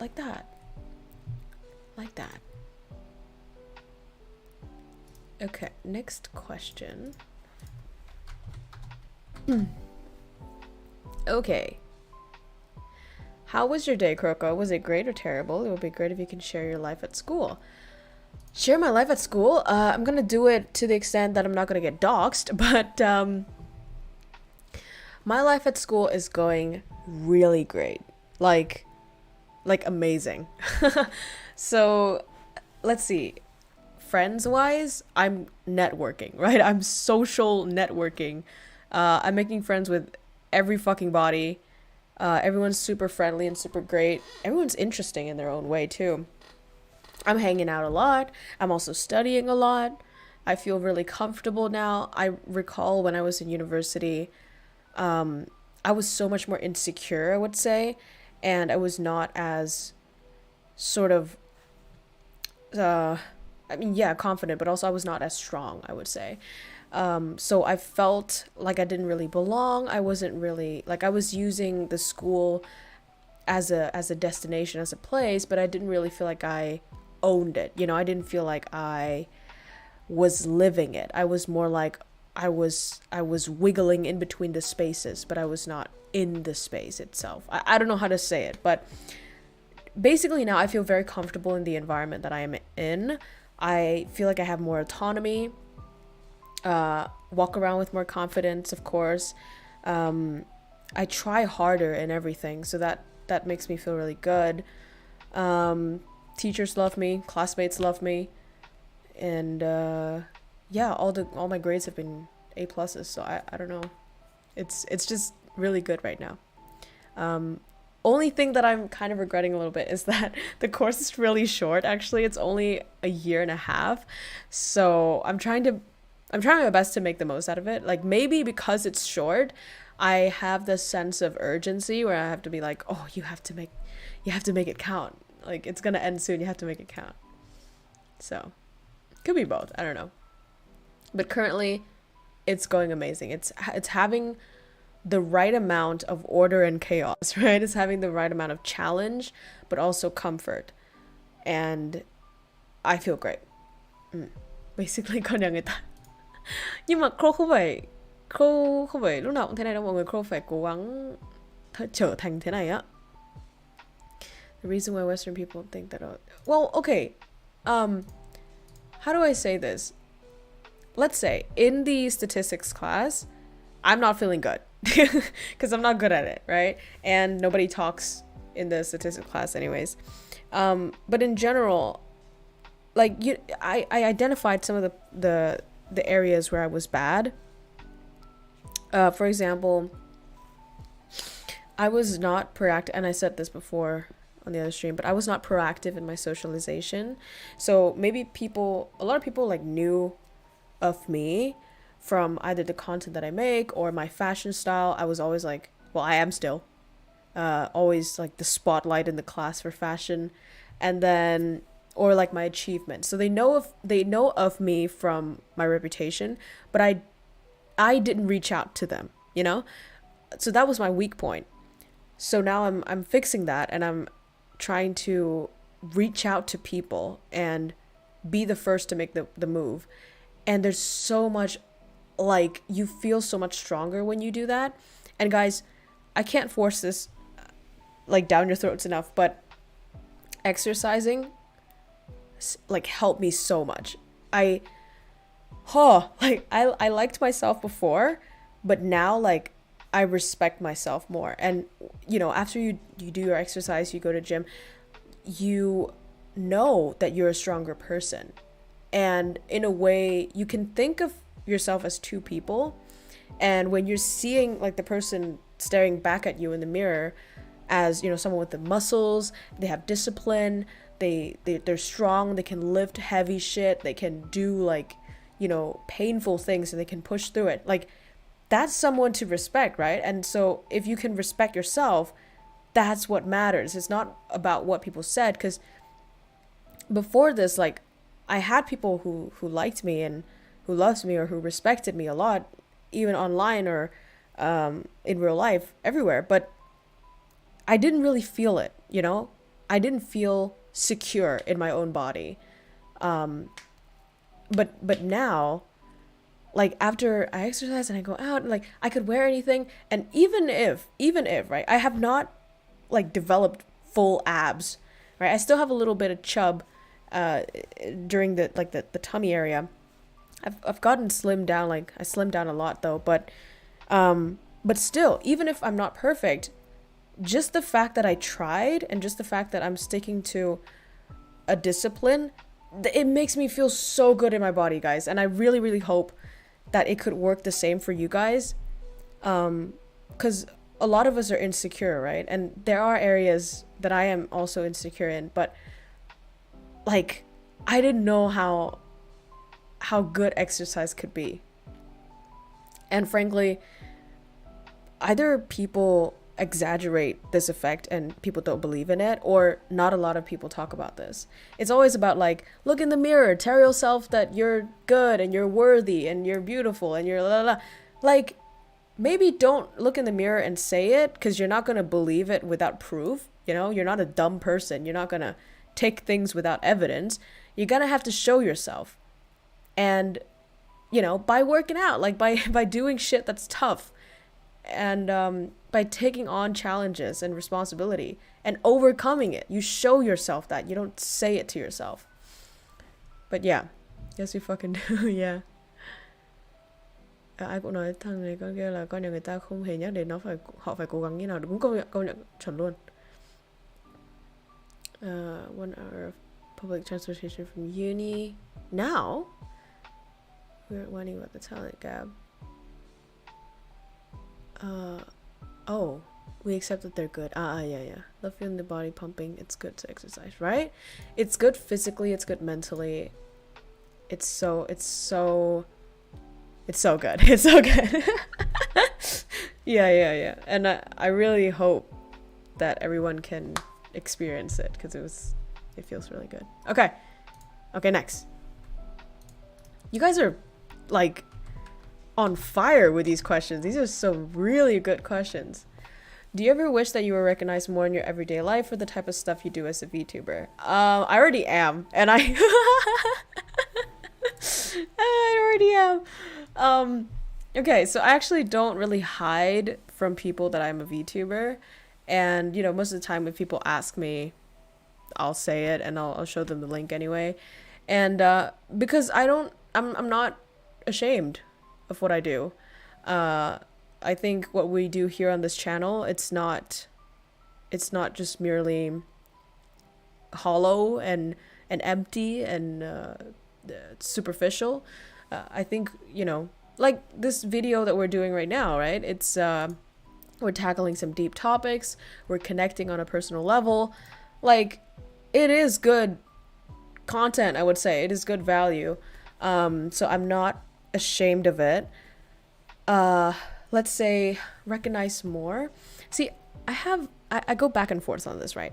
Part of me is like, if I show people how I look like and then I get recognized on the street, it could be fun, because then, you know, hey, you know, you get to try this famous thing, you get gifts from people, or you get hugs, you get pictures, la la la, which might be fun, and it might give you like a sense of authority. Like, people might look at you like, oh my god, is she famous? But in another sense, I've never sort of, like, I think maybe the privacy issue is a bigger issue. Like, for example, if I'm going out with my family, right, and then someone sort of approaches me and they know that this is my mother, then my father, then my sister, and then because people can be shitty, right, and then they stalk my parents or my family, and it just, I don't want to involve anybody. Or even if I'm hanging out with my friends and then, you know, like caught in the middle, like I don't like that. So yeah, that's why though. In real life donation. That would be funny, actually.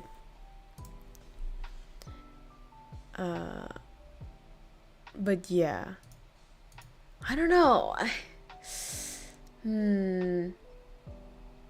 Yeah, I guess it's like you get some and you lose some. But, oh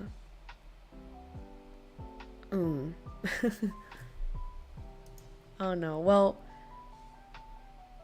we'll see. We'll see how it goes. But currently, I'm happy with being the way that I am right now. Okay. Next question. My name is Walter. God damn it. This is my okay. Thank you, Walter White. If you never use the crow idea, which theme would you use if crow is out of the question? This is a beautiful question. Thank you so much. I have so many ideas for alternative VTuber themes, guys. The number one thing that I thought of right after I did Koko-chan was a tofu VTuber. I have the concept art and everything. And she would be like a white hair, white clothes, everything, but then pink accessories, and then the tofu would have the pink face on it. You already know my old model. It was based on that. And then she'd have like the two cute little pigtails, like tiny pigtails with the little tofu hair clips on it, and then hugging a huge tofu, and everything is like pink and white basically. That's one. I also have a thing about scorpions, right? Because I'm a Scorpio. Then it would be, you know, a scorpion with like the scorpion armor and everything. Oh my god, that's so cool. And with like a really sharp weapon, right? Like this huge head thing. And then I have another one which is a Doberman, because it's my dog, right? Doberman, like you know, like the army style. The theme would be like orange and black, because that's their colors, with like these sharp ears, and then, you know, really military but also like techie. So cool. What else? Like bro, there's so many. Like the possibilities is endless with VTuber themes. But the only thing missing is the money, right, guys? If I have like Elon Musk money, imagine how many VTuber themes I could draw up. Like that shit is infinite. But yeah, that's great. You know, just the creativity that could be achieved in VTuber. Yeah. I like the way you are. You look adorable. Oh, thank you so much, Shadow Senpai. I was feeling like a little bit insecure about my model for a second, because like, you know, I was looking around and it's like everyone is having these different themes, and I mean VTuber models now are so developed. Like people with their tracking, with their fucking jiggly physics, and then their little expressions, everything is so high end. Like it's out of this world, you know, and it's getting so realistic, and people having their hands tracked in VTuber Studio. And I see that, and I see all these models and these new ideas, and I'm like, oh my god, like I feel left out, I feel left behind, I feel like I'm not developing enough, you know, I'm not growing to the sort of at the rate that people are. You know, you get that sort of feeling, but then you realize, right, that if you think like that, you're just gonna keep desiring forever, because things keep moving forward, and the next generation is obviously going to be better than the last one.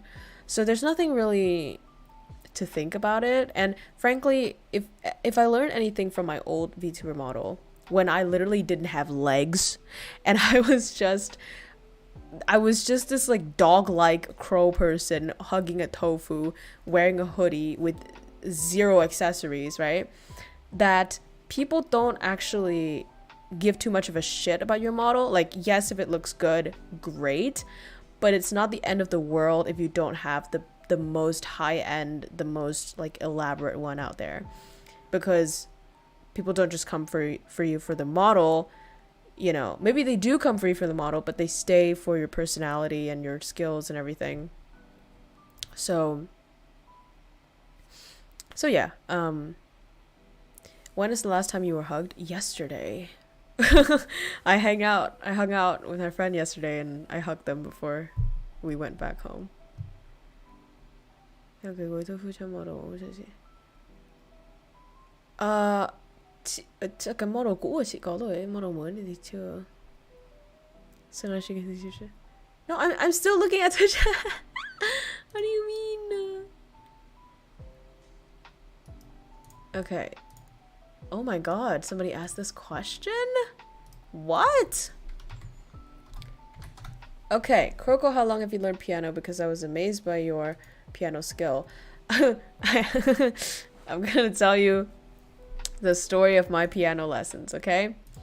So, okay, this is a ride. This is a wild ride, so be prepared.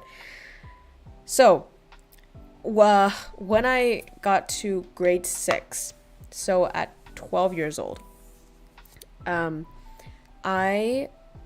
was this app whose name I forgot, but it's basically like a piano synthesia where there would be like the classic song and there would be like the bars going down and you would click the bars. It's like demo but real piano, you know, like the image of the real piano. So I played that and I played it so well that I was like, bro, I will like be so good at piano. It's not piano tiles, I don't think, because the tiles only have 4 tiles, but this one was like it was like a real piano, like different notes and shit. But yeah, I played that, and then my parents were like, hey, you're really good. And I was like, yeah, I really want to have a piano because I think I'm going to be great at it. So my dad bought me a real piano, and they were like, great, let's, you know, send you to lessons. And again, very privileged that I have amazing parents who love studying. Oh, guys, this is very wholesome. Good news, and let's be proud, and let's give a applause. My mom actually registered for English lessons. So she's going to English classes for the first time now. She's nearly 60, guys, and she signed up herself to do the test, and she's going to class. She's going to school at 60. At fucking 60. This woman has had multiple, like she has a master's degree. She studied everything. I think she had, was it 2? No, 1 university degree, 1 master's degree. She took multiple other courses. Like she studies all of her life, and then now at 60, you know, she's going into this, and she's like, she's so cute. Like she texted me today, and she's like, hey, like I'm going to the test this afternoon. I'm probably just gonna be placed at class 1, but I'm going, you know, to sharpen my mind. And I'm like, Mom, you're amazing. Like you inspire me to keep studying. And my dad as well. My dad fucking, again, I said this before, but he has 3 bachelor degrees, and then he has a master degree, 2 master's degree actually, and then he took a few more courses for his job, and then now he's also studying English, but not officially, but he always like watches these American movies, and he's always asking me like, is that the vocabulary and everything? Like they're amazing. Basically, they sent me to piano school, right? So I went in, and here's the thing. I'm very impatient, okay? And I just wanted to go to like the difficult songs, which is not a good mindset, because if you want to learn something, you got to go from the basics first, right? So you got to know the ABCs before you can make sentences. I, however, was only interested in the sentences. So my teacher was trying to teach me like these chords, the fucking, what is it called? The ascendance of progression of chords, and then you know, I had to do these like homeworks. It was tedious to say the least, and you have to practice every week. Like there's a few days you go in, you gotta, you know, show them what you did, and then I did that for a while, and it was a private class, I think, but then I say private, but I still have to go to school. It's just that it's one-on-one. And before me, there's this kid, and I think he was like grade something. He was like probably in grade school. Oh yeah, he definitely is in grade school, because I was in grade 6. He was in grade school, and he is a fucking prodigy, man. Like this kid started playing the piano since he was 3 or 2, I don't fucking remember, but basically smashed it, like playing all the most difficult pieces ever while he was like half as tall as me. And then my mom always took me to the piano school, the lessons, and she would stay there. And his mom also stayed there. And then the mom of the prodigy started talking to my mom and sort of showing off her child. And that pissed me off, you know? And then it pisses me off even more because they were trying to like compare me and this kid and the kid was being so mean. Like the kid was like, "Oh my God, you're so old, but then you're doing this like this easy book. Like what the fuck?" You know, it was really making me frustrated because my mom was also like feeling bad. Well, I think she didn't feel bad because she knew and, you know, she didn't think badly of me, but like, you know, they were trying to make my mom feel like, you know, I'm the worst child here and then she could have had a better child and shit. And I fucking hate that, man. I fucking hated it. Yeah, the comparisons. And then, you know, every time like the kid would do something good on the piano and the teacher would turn around and be like, "Yo, you should do this." And I was like, what the fuck?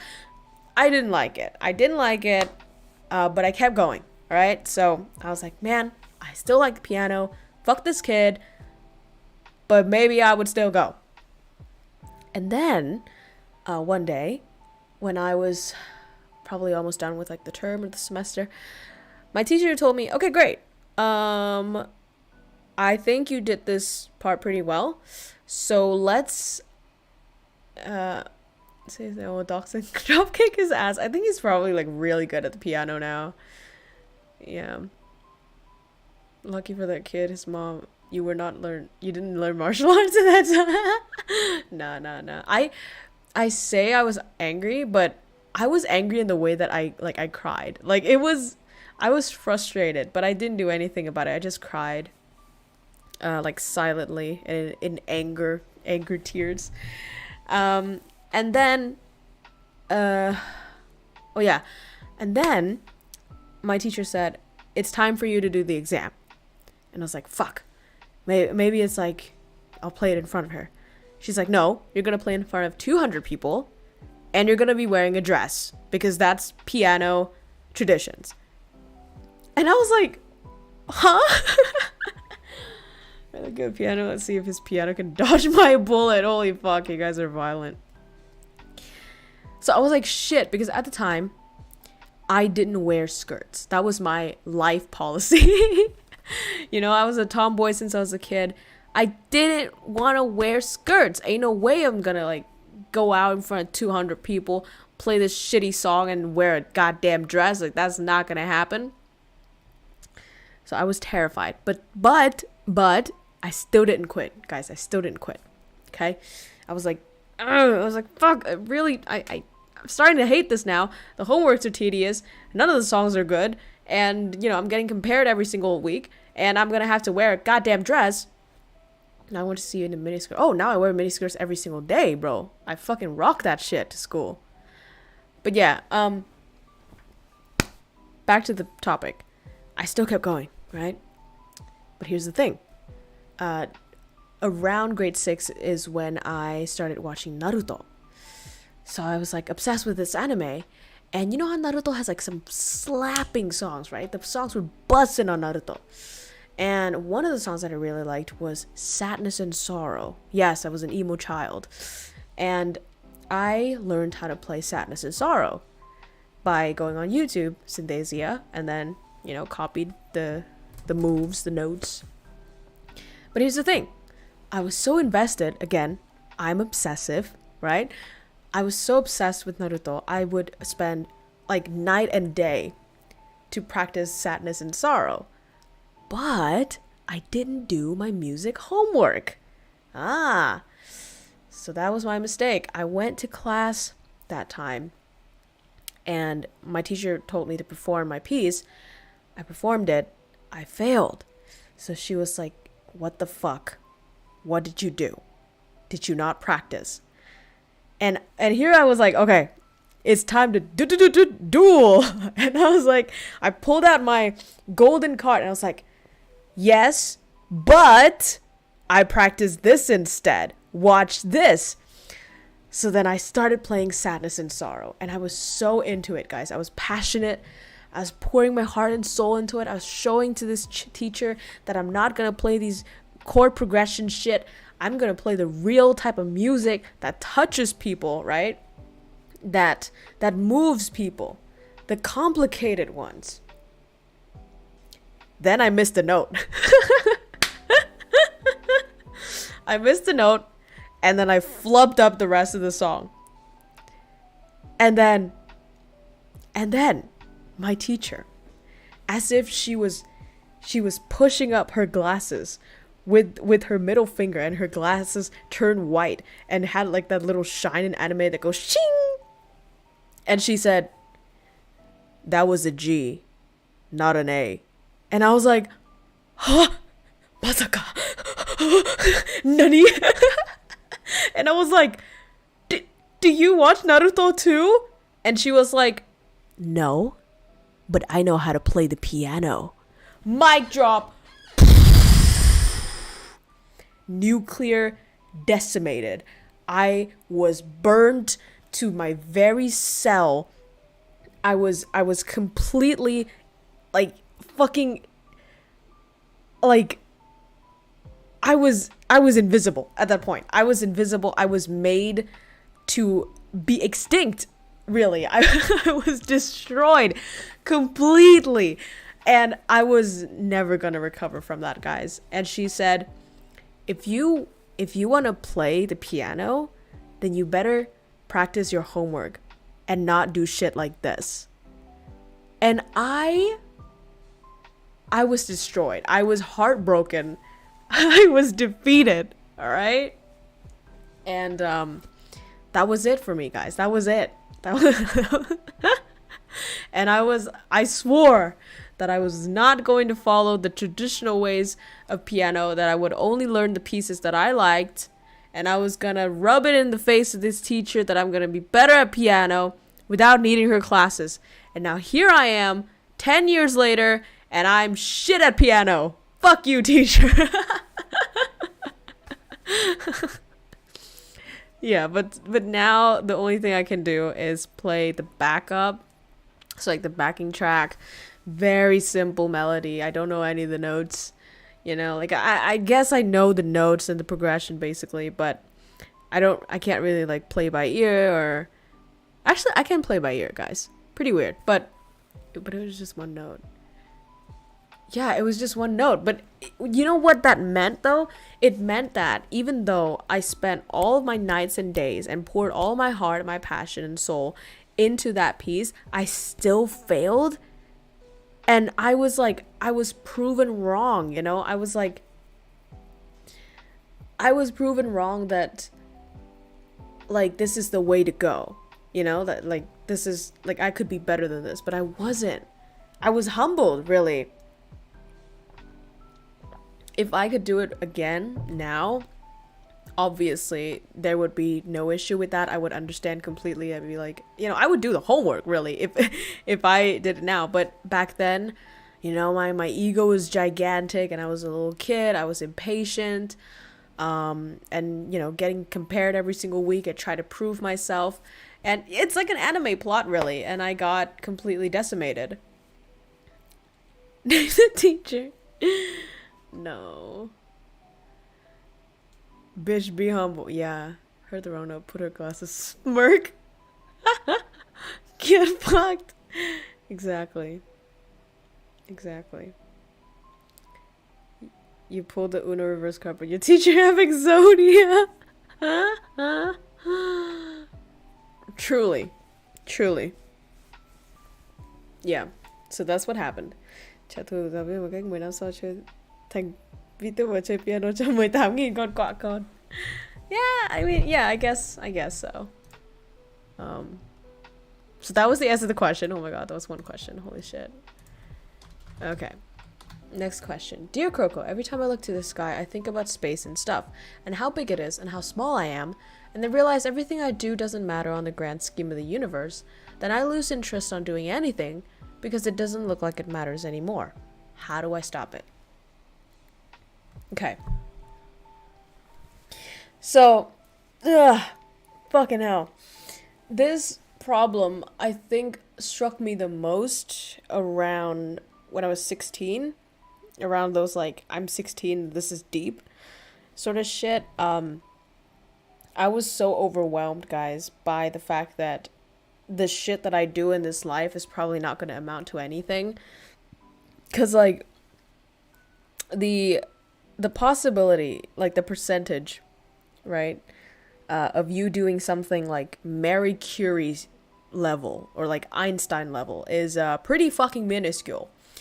So I couldn't accept that in this life I would just be, I don't know, like at most like a fucking CEO of some company, and then I'm gonna retire, and then that's it, and then, you know, in 100 years that company's not gonna even exist, and, you know, nobody's gonna remember me, and all the shit that I do is just so mundane, and I'll just have a normal family with, you know, a normal person that's probably not perfect because I'm not perfect, and then, you know, we're gonna have normal kids and everything. So I was just very dissatisfied with the path that is probably going to unfold in the future. But then I realized something, guys. And that is, we are not alone in this world. And we have never been alone in this world. And we're not meant to be alone. And what that means is, what you do isn't just what you do, but it's what humans do. Humanity does. It's what mankind does. I did do the ara, and I did do the stretch now? Wait, what? Did you? Yeah, no, I did the... Oh, no, wait, I didn't do the ara. Oh, baka neko redeemed the ara. Gomen. Okay. Ara. There we go, sorry. Shit, I didn't know. I blame you for redesigning my taste in girl personality. Okay, but what I want to say... Oh, hi, Sasfer. Yahoo. Nice name. Sasfer. Very sassy. But yeah, what I mean... Here's what I meant. I was 16, right? I went into the dorm elevator, and I was like fucking consumed by this existential crisis. Like, I'm not gonna fucking matter. Nothing I do is gonna matter. And then I was on that elevator, and by the time I got down to the ground floor, I hit this fucking gigantic epiphany. Like, holy shit, it hit me like a tsunami, you know? And I was just like, mind blown. And the epiphany is, I'm not going to be able to experience everything. I'm not going to be able to do every single field. I'm not going to be able to amount to anything gigantic by myself. But, and here's the big but, I'm going to be able to do something, and then someone else is going to do something, and then someone else is going to do something, and someone else is going to do something. And on the grand scheme of things, we would have been able to do everything. Because if there's an infinite amount of things and there's infinite people, then technically everything is going to be done. Right? And again, we're not alone. And let's say this. Without the person who cleans the toilet, then there would be no managers. Right? Let's say you gotta clean the toilet, but you want to manage, so you got someone else to clean the toilet. And it's basically like a machine, like cogs in the machine, right? Without one tiniest cog, the whole shit could break down. So really, your part, no matter how small, is essential for things to work the way that they do. Right? And again, the butterfly effect. Your smallest action can bring about the biggest effect ever. And you only have to spend a few minutes thinking about it and coming up with scenarios to realize that the smallest shit that you do is going to have the biggest effect. And that that's only to say in like one dimension of time, but let's say that multiplies in time as well. Like that's fucking gigantic if you think about it. So that's to answer your question of scale. But then again, in another sort of mindset, I would say, you can think of it like, if nothing really matters, why not do everything?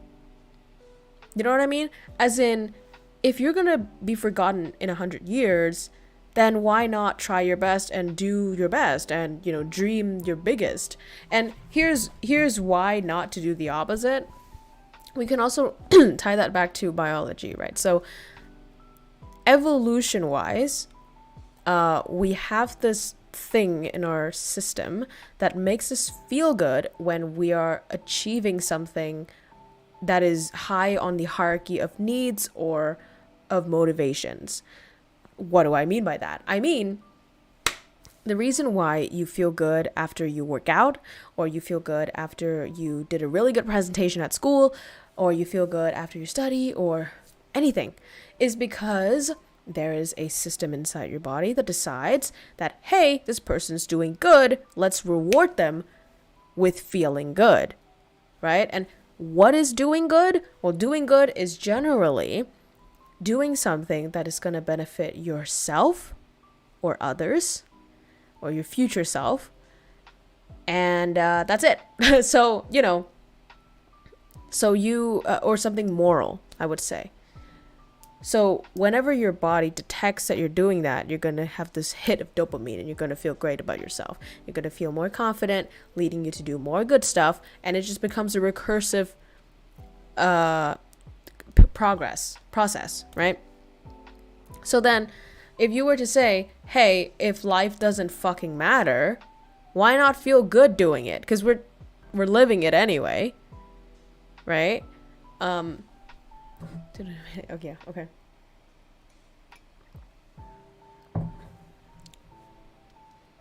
You'd be surprised how important the toilet cleaning guy is. Yeah. Of course.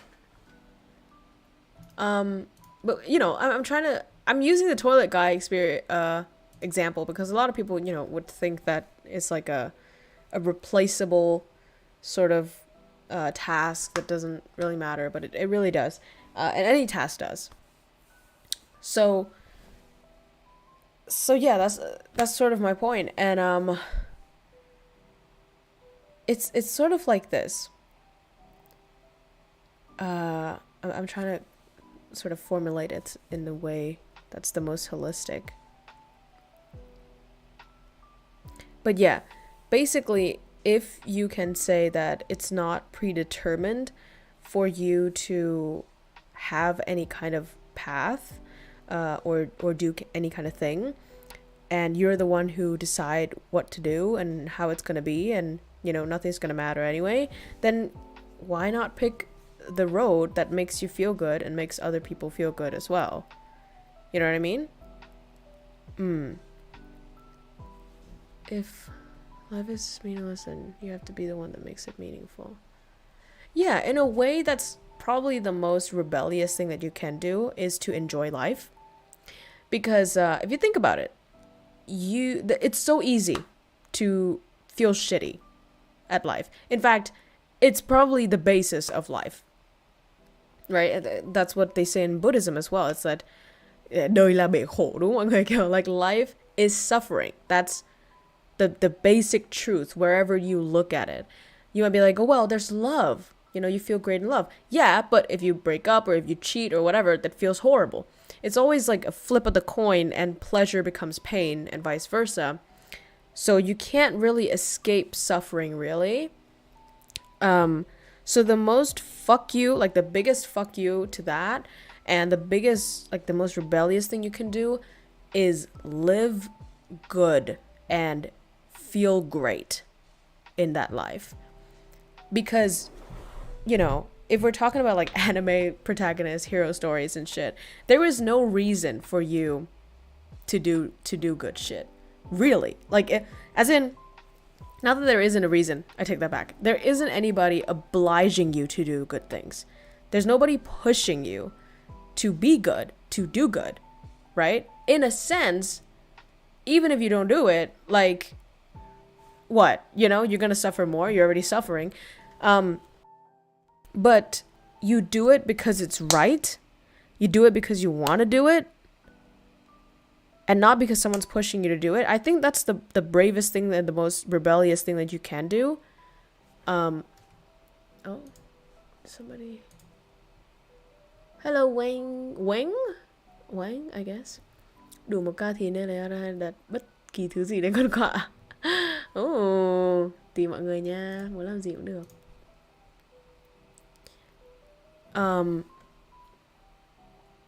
Yeah, I think that's really good. And I'm not a great person to talk about this because, again, I'm only 22. Not even 22, I'm 21. You know, I'm turning 22. And I don't really have that much experience to really back up. I've only known my part of the experiences. But if you watch like Jordan Peterson, or even if you watch anime, like all of you guys watch animes, right? Anime has so much like philosophical meaning behind it, and it's so much motivation. And if you read about psychology or the human psyche or philosophy or whatever, and then you apply it to anime, you really like get a lot out of it. And if you don't really learn well from theory, then try to learn it from experiences. Again, shit like martial arts, shit like exercise, things that have to do with your body, I think, communicates really well. Because sometimes your mind gets it, but your body doesn't. So let's say like in like watching Naruto, right? Like pushing past your limit.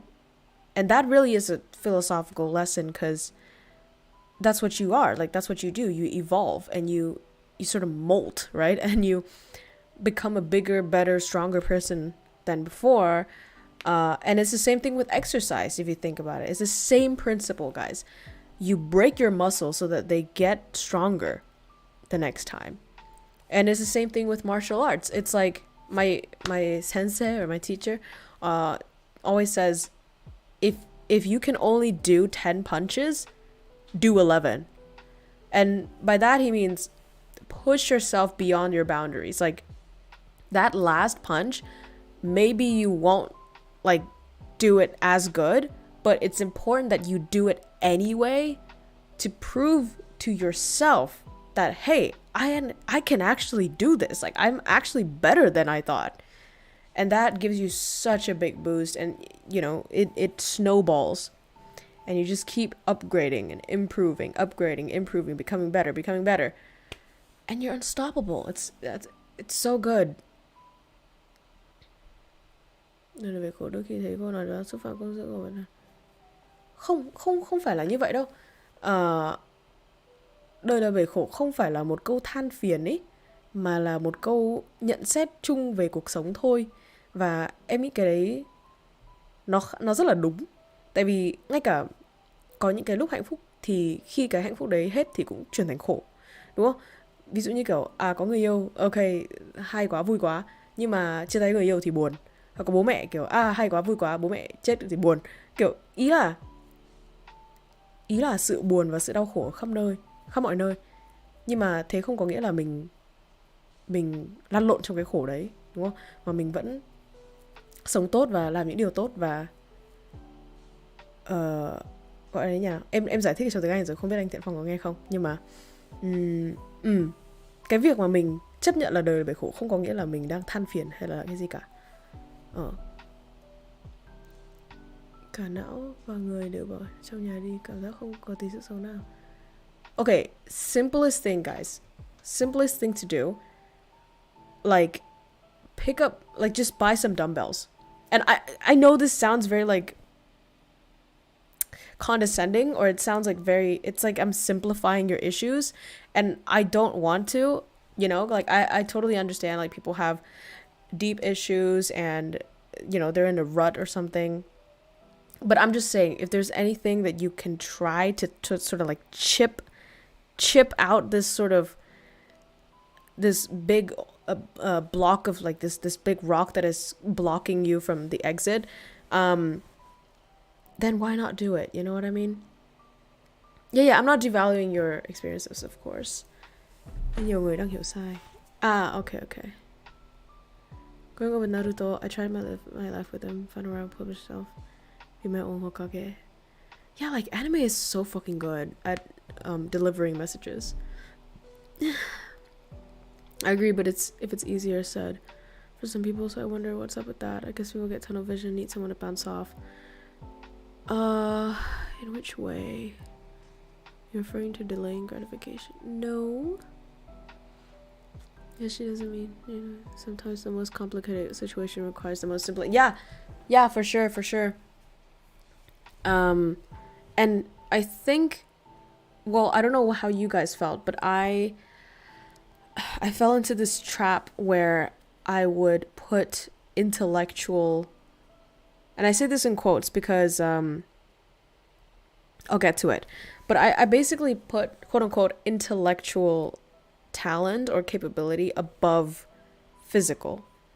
And by that I mean I felt like I don't really have to work out. I don't really have to engage in like physical activities as long as I'm sharpening my mind and like studying on philosophy and psychology and being like critical thinking and everything. And I thought that for a very long time, like only until recently, when I picked up martial arts, that it changed my mind about that. And it really changed after I started daily exercises.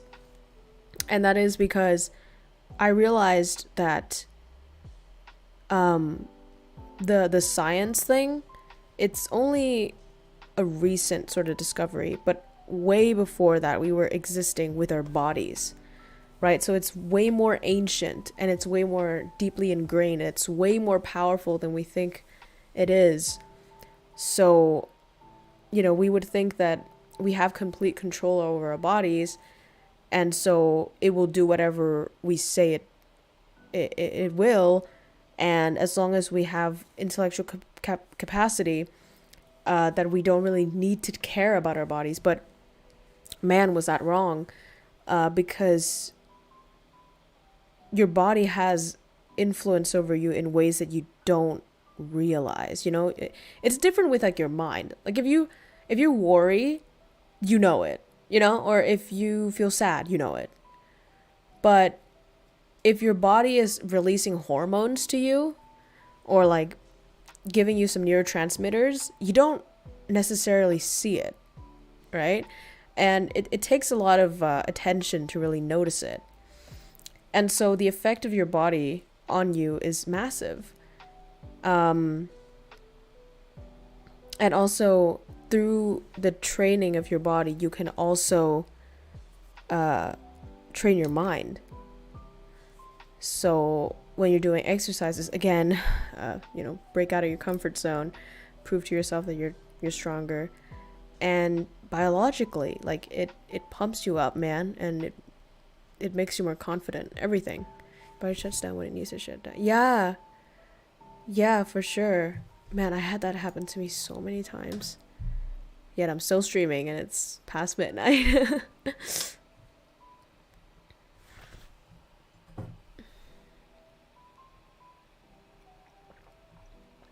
Okay. Okay, there's so many more. I'm gonna stop the questions from this point on. So I received a few more. So I'm gonna stop the receiving questions and I'm gonna answer these last few ones, and then we're gonna end it, okay? Okay.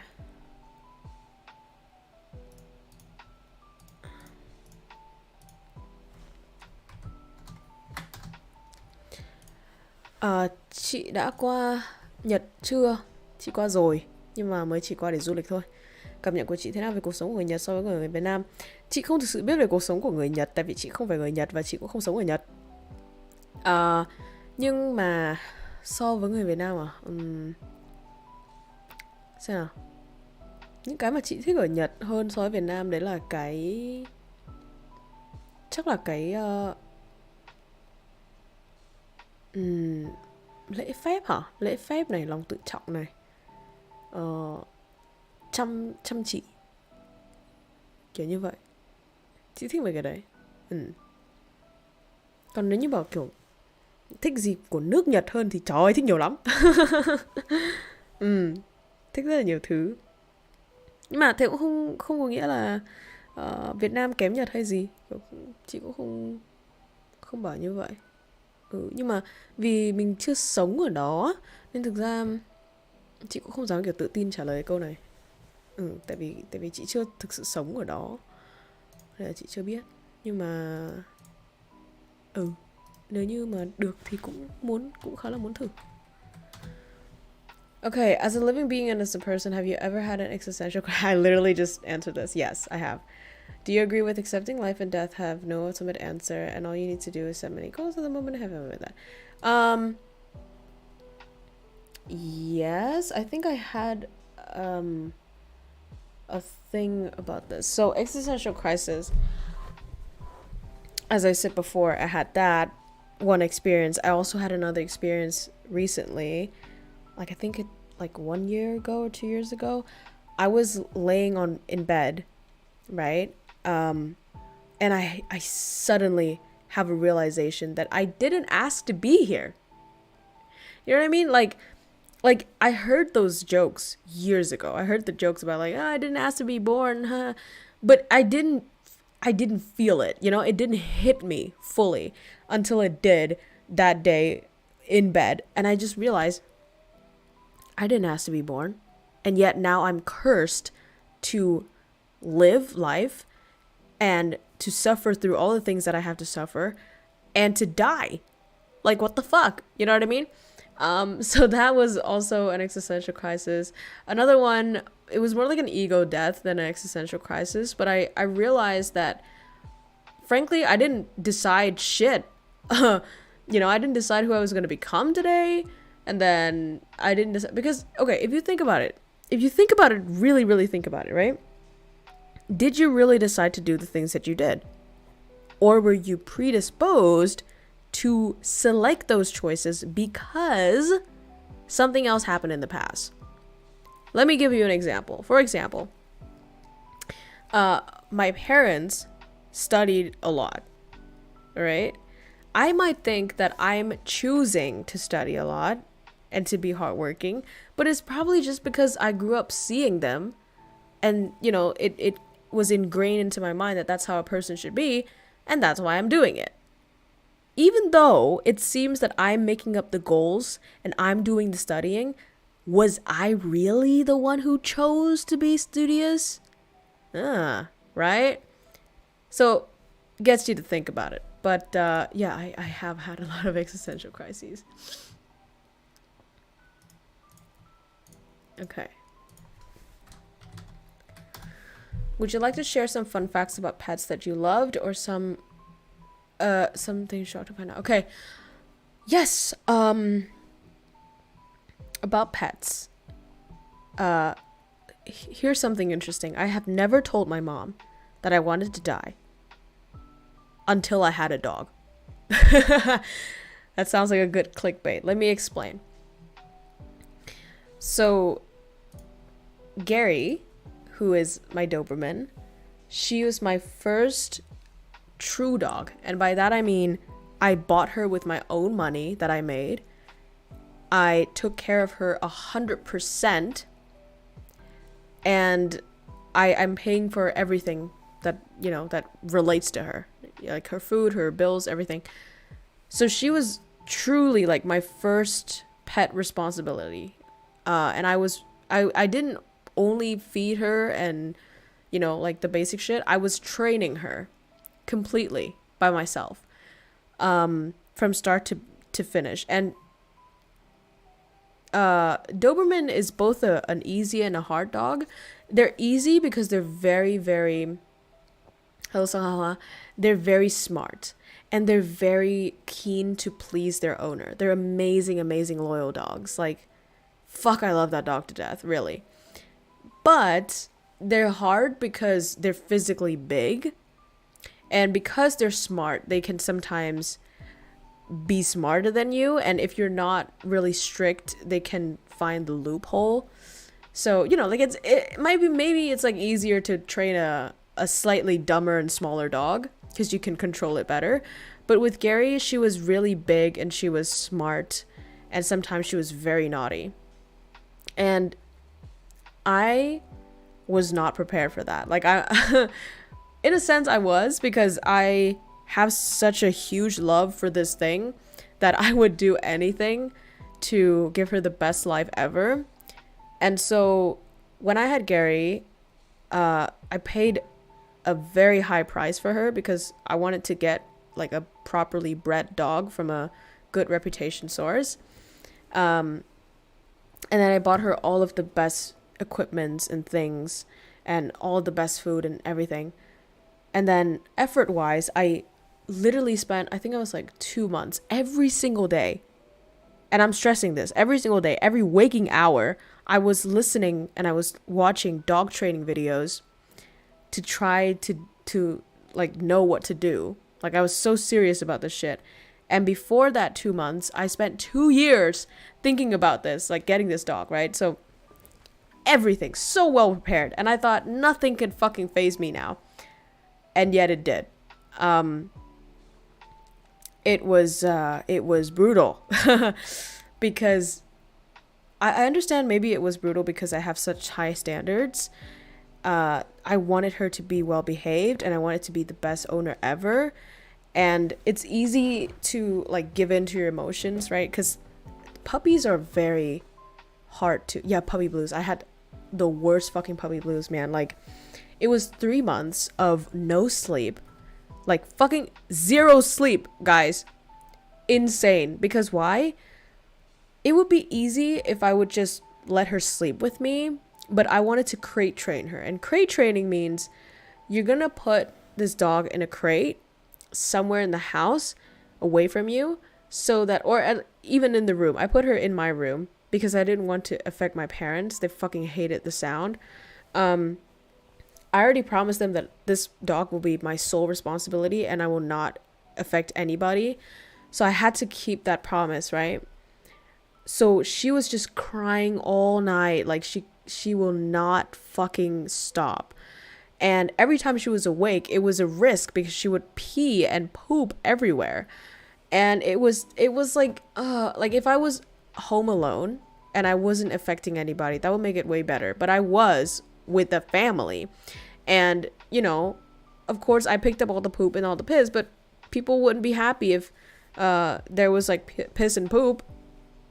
And then so she was really heavy. So I have to carry her into the toilet at the time. And the reason why she couldn't go out in the grass because she missed her shots. And this is kind of not my fault really, because the breeder actually misdocumented her shots. So she had to restart her shots. So she can't go out to the nature because then she'll have like parvo. Oh my god, just so much stress everywhere. And then training her to walk, but she was like, we were living on the farm back then, so then she would eat these like fucking bird poop. She would have diarrhea all the time.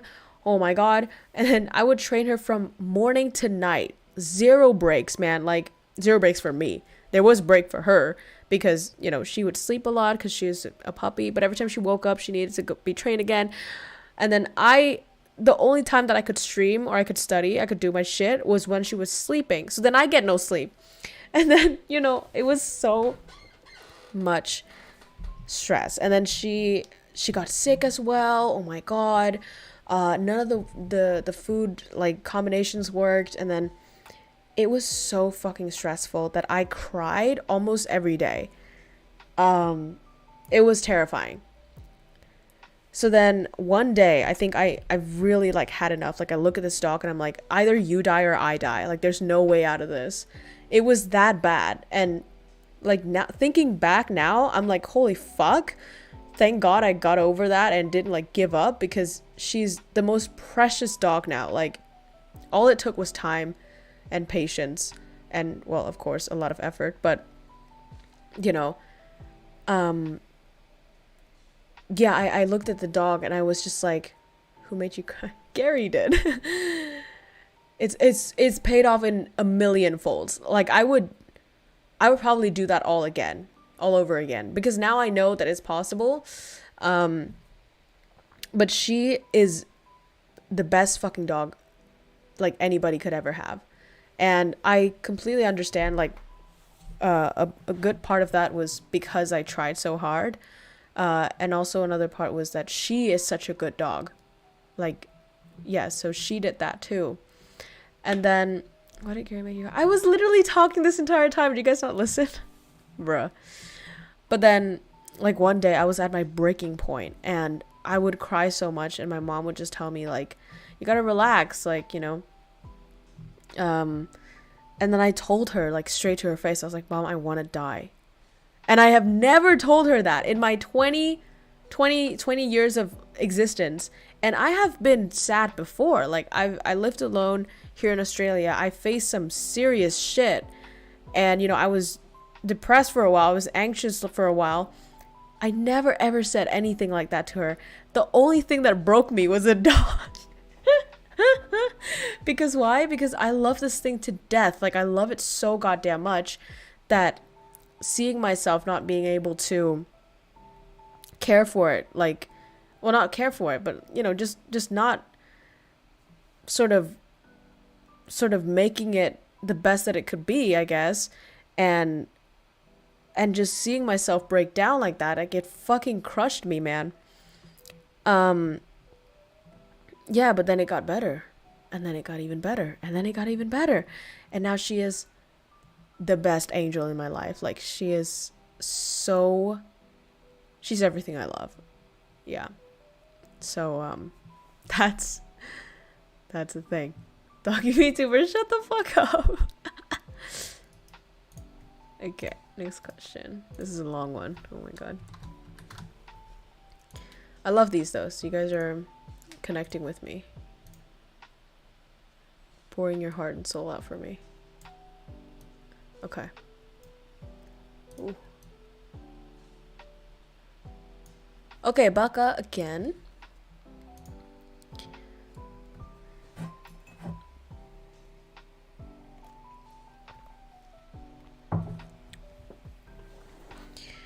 I resolved to enhance my social skill and establish new connections with members of the opposite gender.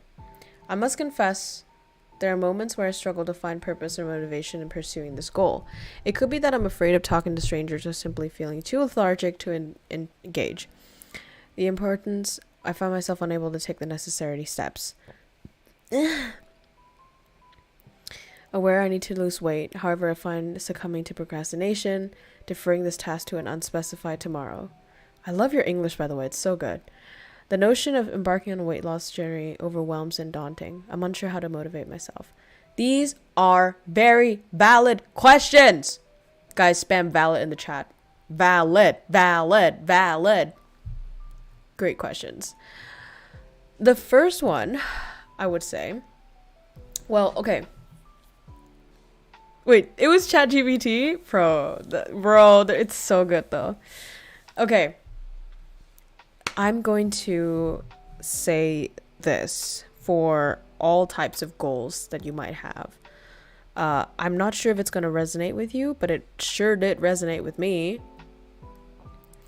And that is challenge, right? There's something so exciting about challenge. There's something so exciting about competition, I would say. And I think you guys would agree, because most of you guys are gamers. You know, you like playing games, and games, you often have this sort of competitive and challenge element to it. If you think of a thing as a chore, as a responsibility, sometimes it gets boring and it gets really scary. So if you think of like, oh my god, I have this chore, this duty to lose weight, fuck, like that sounds horrible, right? That sounds so tiresome. But if you think of it like, hey, here's a little challenge that you can give yourself. Can you buy some dumbbells and just try this one video? Just one. You don't put yourself, you don't put in front of yourself this gigantic responsibility of losing weight. Like that. Number one, that's so vague, right? That's so vague that you could barely know where to start. And number two, it's gigantic. It's time consuming. It's a big commitment. Don't ever make a pact with yourself starting with that. That's scary. Instead, literally just make a side quest. Right? Think of it as a video game. A side quest is I'm going to buy 2 dumbbells, like fucking 3 kilograms, right? Let's start small. And I'm gonna literally open this video. There's a bunch of YouTube videos you can follow online. And I'm gonna like follow this person on the video. And that's it. I don't give a fuck about tomorrow, about next month. I don't care. I just want to do that one thing. Now, what's gonna happen is after you're done with that one video, you're gonna be like, wait, did I just do that? Did I just fucking exercise? Yo, this shit is amazing. I didn't know I could do that shit. Right? And then the next day, you do it again. And then you do it again. And then you do it again. And then you do it again. Right? Don't expect great improvements at once, because that's not going to happen. But just being consistent is good. I can only do something for 2 hours. Okay, tell me what you do then. Tell me how you approach your exercise. Because it might be because you're overloading yourself too soon. You're making it too painful or too boring. But do tell me. Meanwhile, I'm going to answer your question about social skills. Yeah, again, I work out 1 hour, nothing too painful, just boring. See? That's the problem, right? A lot of people, when they do their exercise, it's too painful, it's too boring. Now, how do you overcome that? Start small. Okay, start where you can do it. Guys, I think, like boys, they might have both an advantage and disadvantage in this. You guys are physically stronger than us, but you also have this expectation that you have to lift those gigantic weights in the gym. You know, it has to be like big and strong and manly. No, start small. Okay, start with the small dumbbells. Because why? I don't give a fuck if you're a big person, but if you've never used those muscles before, it's gonna be weak. So let's start small. So buy those small dumbbells and never feel ashamed. Never fucking feel ashamed that you're starting somewhere. Ever, okay? And so buy those small dumbbells, do those workouts. You're not, it's gonna feel a little bit difficult. It should feel about a little bit difficult only. I think the rule is the weight that's perfect for you is the one where you can do 10 little reps. And then the 11th one, it's gonna start to hurt and be really difficult. That's the good weight for you. So find the weight that is like that. And then just do that, you know? And the reason why I said follow videos is because they give you a definite time. So you're not just extending your exercise out forever. I think when I started with around like 15 minutes of exercise, and then I extended that to 30 minutes. And then now I'm doing 1 hour each day, and that's it. But I just slowly increase. That's the problem, that you got to slowly increase. If you exercise and you feel like, hey, I'm not feeling any pain, then do a little more, you know, and then until you feel like, oh, this is pain, and then I'm shaking, then you stop. Don't overwork. Second part is making it fun. Now here's how you make it fun, right? I personally find that it's super fun when I get to watch a show that I like while I'm exercising. What does that mean? I don't get to watch anime like during the day. The only time that I get to watch anime is when I'm exercising. So one screen is the exercise video, the other screen is the anime. So you train your brain to associate the anime with the exercise. Yeah, watch a full screen of KROWKO, exactly. How parts community. So yeah, so again, it's not a chore. I spit in the face of dubs. Sub only. How the fuck? Well, I mean, you know, knowing Japanese helps a little bit. Yeah, it is also training my Japanese. Like, I feel so excited because number one, I get to train my Japanese. Number two, I get to watch cool anime. Number three, I get to exercise and it makes me feel good. And you know what's cool though? Anime has so much emotion into it, and it's actually like motivating you, right? There's all this screaming and all this like, yeah, I'm gonna be the hero, la la la. It makes you want to lift more, basically. And about your first problem, understand in the core of your being that humans are social animals. And by that I mean, I don't give a fuck if you're introverted, right? You can't survive without other people. It's built in your biology. It's built in literally like your flesh and your bone. Like, we're designed biologically, neurotransmitters and shit, psychologically, everything, to feel good when we belong to a group of people and we have positive social interactions. And if you want to make it big in life, social skill is a must. Okay? If you want to be up there in the hierarchy in your company and whatever, you need to be good at social skills. Like, it's not even a matter of personality at this point. Hi, Holy Crow, you have enlightened me. Hello, Shironeko. Forgot to check twist. Really? Oh shit. There it is. Thank you, Wang. Thank you. Không phải là con ghẻ đâu. Tại cô đang bận trả lời. Right. So let's not think about it as something that you can do or you can't.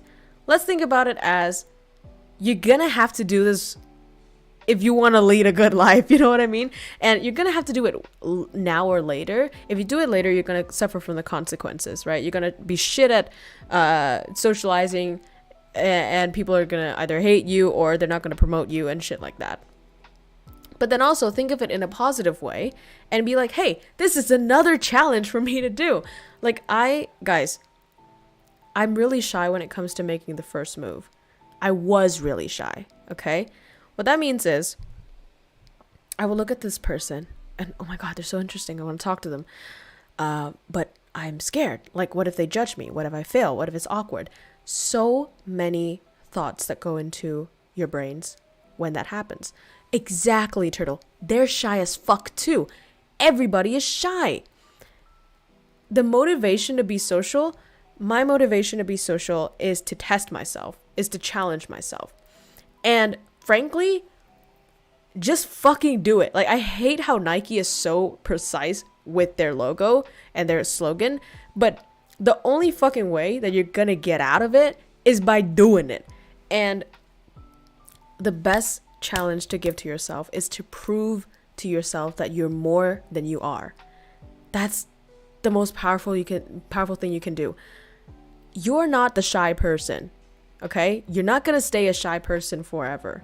And how do you do that? You start doing things that people who are not shy do. It's basically that. Just do it. Make your cream gun cheer. They said, just do it. No, but if we stop thinking about that simple task of saying hi to someone as like, if I do this and I'm awkward, then it proves that I'm shit at socializing, that people hate me, that everything. Just boil it down to a single task. I'm going to say hi to this person. That's it. That's it. Okay? You don't have to think about what they're going to say, what you're going to say. Don't think. Stop thinking. Just go to them and say, "Yo." And then what was your initial thought, right? Like, for example, I would see like this person and there was something really interesting about them that makes me want to talk to them. I would tell them that, like, I was looking at you and your sweatshirt is so fucking cool, dude. Just say that. Just say that. You don't have to be friends with them. You don't have to make friends with them, right? Don't put that pressure on yourself. Just say, I'm going to walk up to this person and say the first thing that comes to my mind, and that's it.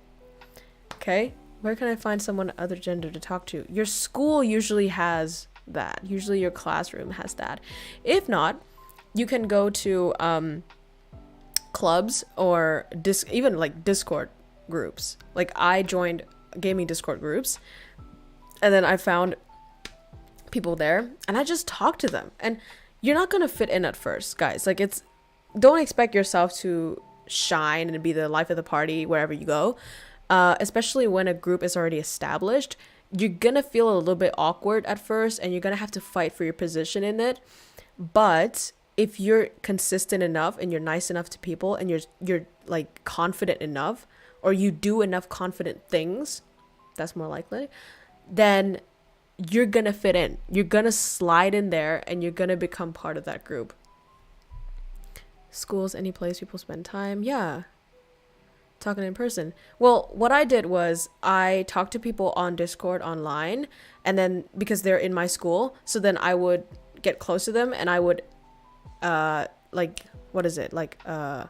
invite them to hang out.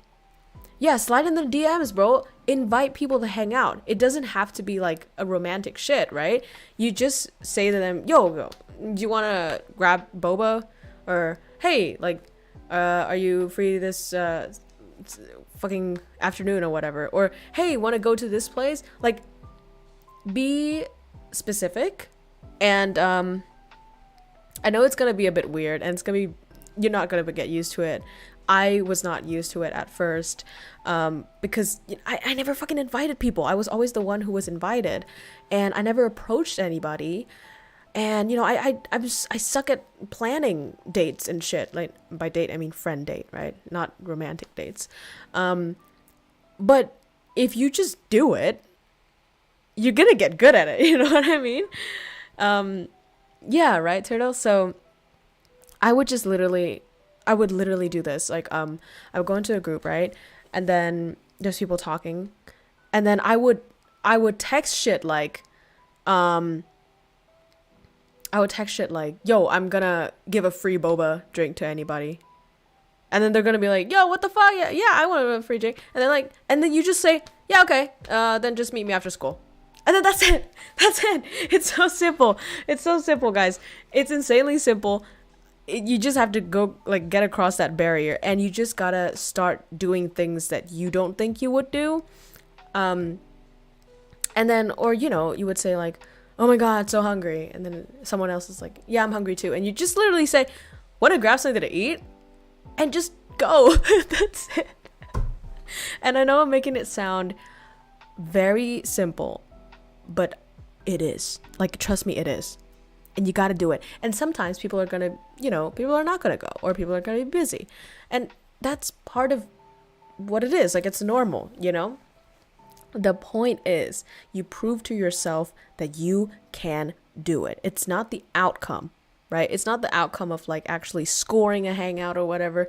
But I mean, of course, if you have it, that's great. And that's going to enforce you to keep doing it. But the most important thing though, is to prove to yourself that I'm not the type of guy who's unable to do this. That's the most important part. Because usually we get stuck in our quote unquote personality. It gives you accidental riz. Absolutely, guys. Like, people are so attracted to those who are just so direct and so casual about it. I know this because I felt that about people who are direct and casual about it. Oh, thank you, Tinval. Oh, okay. I think I'm on.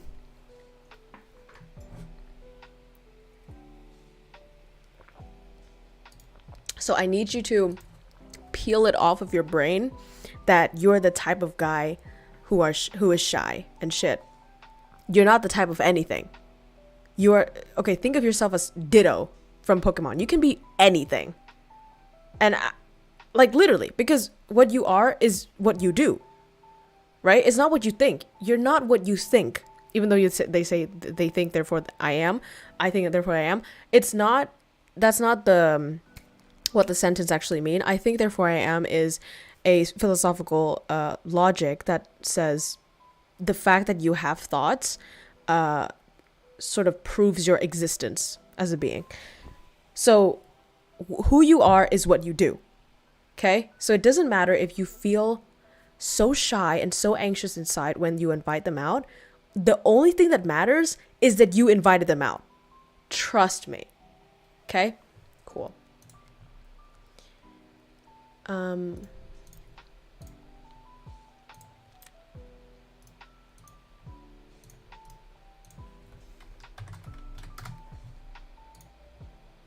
Yeah, thank you for your question, Baka. Good luck.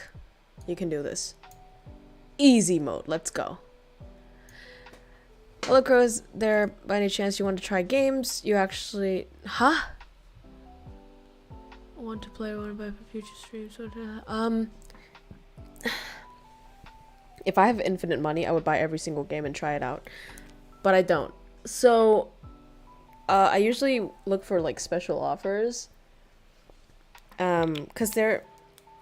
See, if it's a game that I really, really like, I would buy it at any cost, but I haven't found anything that really, you know, resonated with me that much. Although I have bought something, and I'm practicing on it. I'm gonna stream it when I get good. Okay.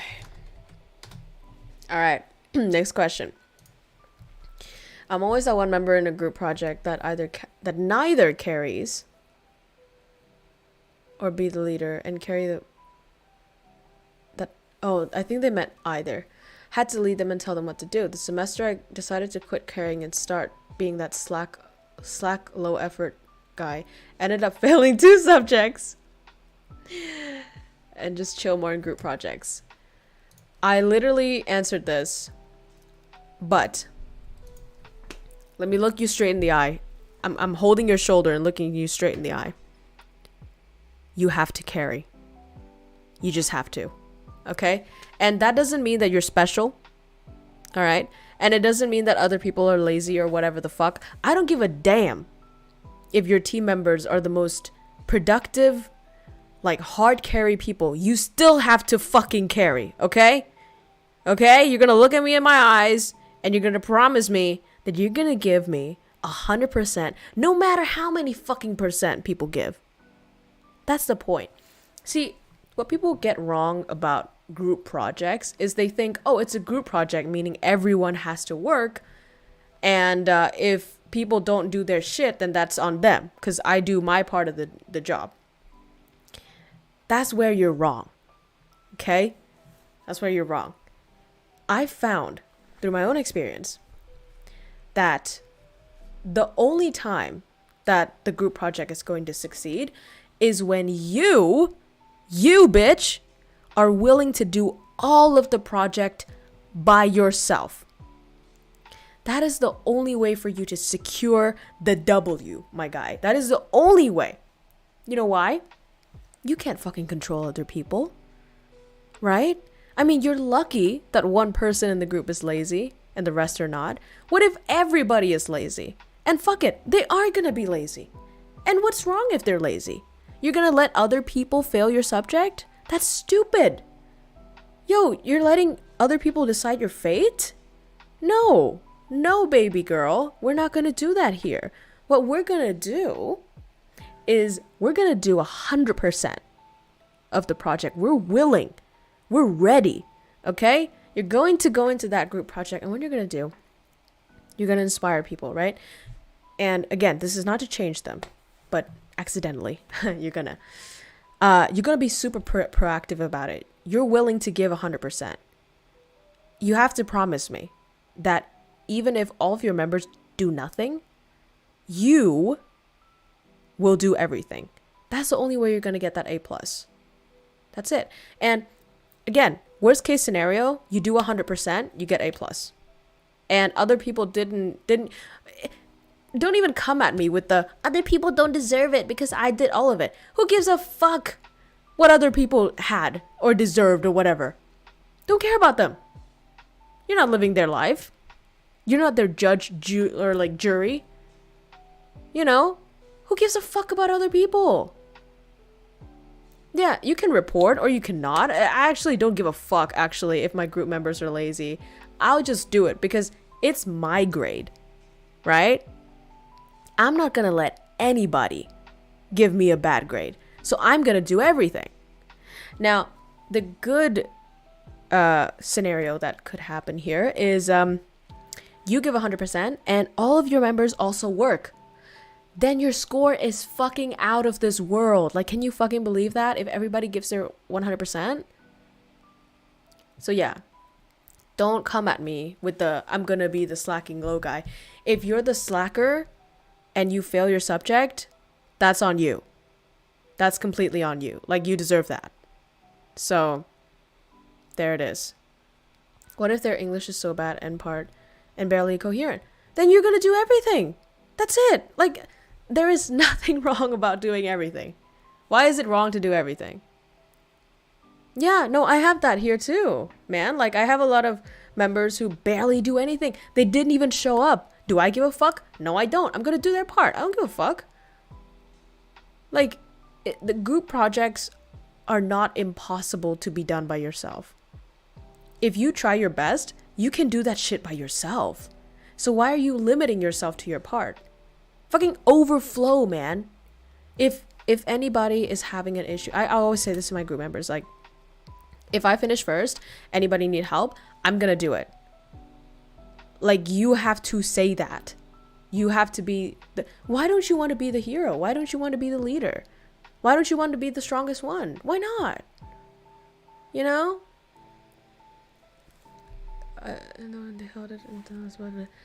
See, I had the exact same thing happen to me during management class. This classmate was supposed to do her work, and she like literally promised again and again, I'm gonna do it. She went on a vacation. She had food poisoning. She didn't do her part. We had a near fail score, and it pulled down my entire WAM. But you know why I didn't resent this woman? It's because I realized that I didn't deserve the full score. Why? Because I wasn't ready to do her part. The only way that I would have deserved passing a good score is that I would have jumped in and did her part. I didn't. So I got the result that I deserved. That's it.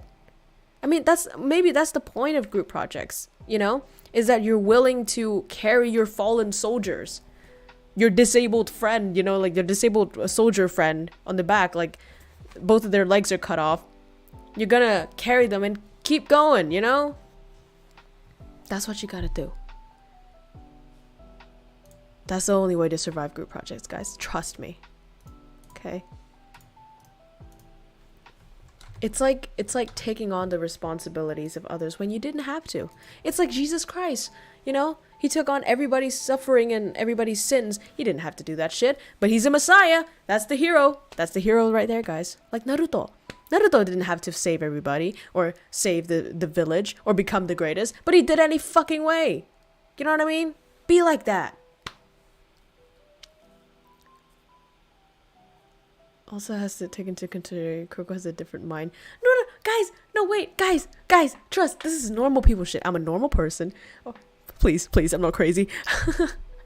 And it's like, bro, I wasn't born this way, right? I failed so many times, and I had so many shitty group projects experiences. It's just experience, man. Okay, last question of today. I had 2 friends into fitness, definitely helped me, but from them it's hard to balance between looking good, 6-pack, defined muscle, chick magnet, in being strong, bench heavy, healthier than being good looking. I lack both, and now I don't know, should I choose to have a good looking physique or actual being healthy and strong as fuck? In my personal experience, I think it's good to be healthy and strong rather than looking good, because if you're focused on how you look, that shit fucks you up, man. It fucks you up. You're gonna check the mirror all the time. You're gonna be upset when you eat too much and you flub a little bit. You're going to have shitty, you know, self-image. And because our bodies fluctuate as it should biologically, hormonally, and life fluctuates. Sometimes you binge eat out of anxiety or of stress. Sometimes, you know, you miss exercises and you lose the ab. if you focus on your physical appearance, you're in for a wild ride. So don't do that. Just focus on your progress, on your commitment to exercising. I stopped giving a fuck about getting abs or whatever. Even though I do say that it's my goal, like my goal physique, my dream physique, but I don't give a fuck if I couldn't achieve it. What I give a fuck about is the fact that I will work out every single day, except for rest days, I guess. And I'm gonna get stronger and stronger and healthier. And that's it. Because that's the one thing that you can actually control, is that you're committed. You can't control whether you're gonna get abs, even though technically you can, but what I mean is like there are still confounding factors that are outside of your control. But what you can control is whether you do the workout. So just focus on that, and the six packs and the good physique and the chick magnet will be a side effect, a byproduct of that. Yeah? Yep. Okay.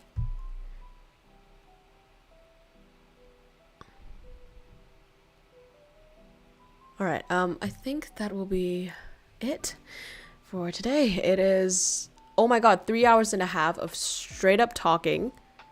Holy shit, I hope I don't lose my voice tomorrow. But I'm really glad to have this stream with you guys. I was able to talk about so much with you guys and connect deeply.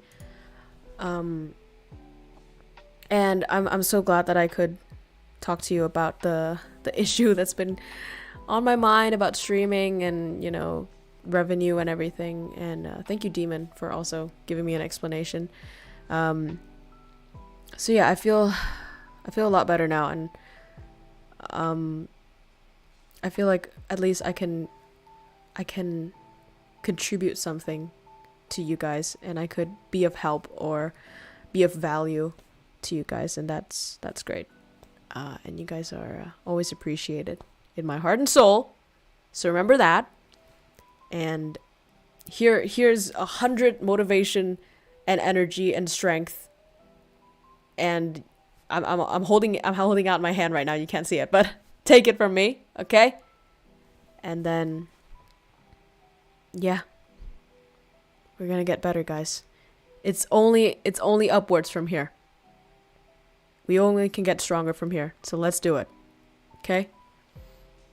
And I wish that maybe in the next year, like 1 year from now,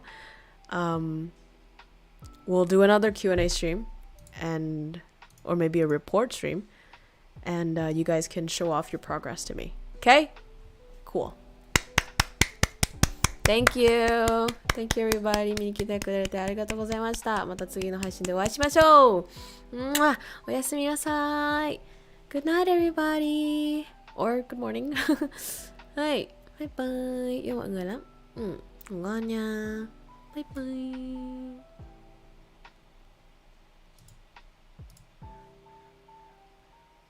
Oh, hey yo, what the fuck? No, Demon, no. What were you gonna pay with the $20? Hey yo, what the fuck?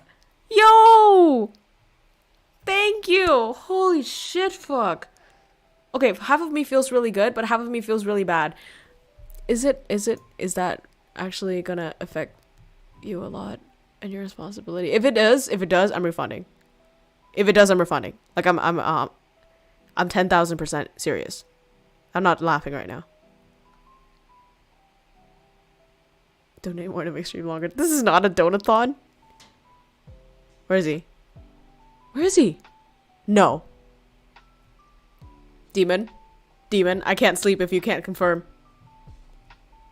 Wait, what? Demon, if you refund, I'll get half that. Huh? Wait, what? What does it mean? I just want to confirm if that $20 is really important to your responsibility, because if it is, and if keep it. Bro. Thank you so much. I'm really appreciative. I would kneel right now, but that's kind of sexual. So blood money. No, thank you. Thank you so much. Thank you. Curse donate. What is wrong? Why is everyone saying curse donate? No, that was a really wholesome donation. Thank you. Thank you so much, Demon. Okay, I'll try to make more content to be worthy of your support. Okay? I will earn your support, guys. All right. Good night then. Bye.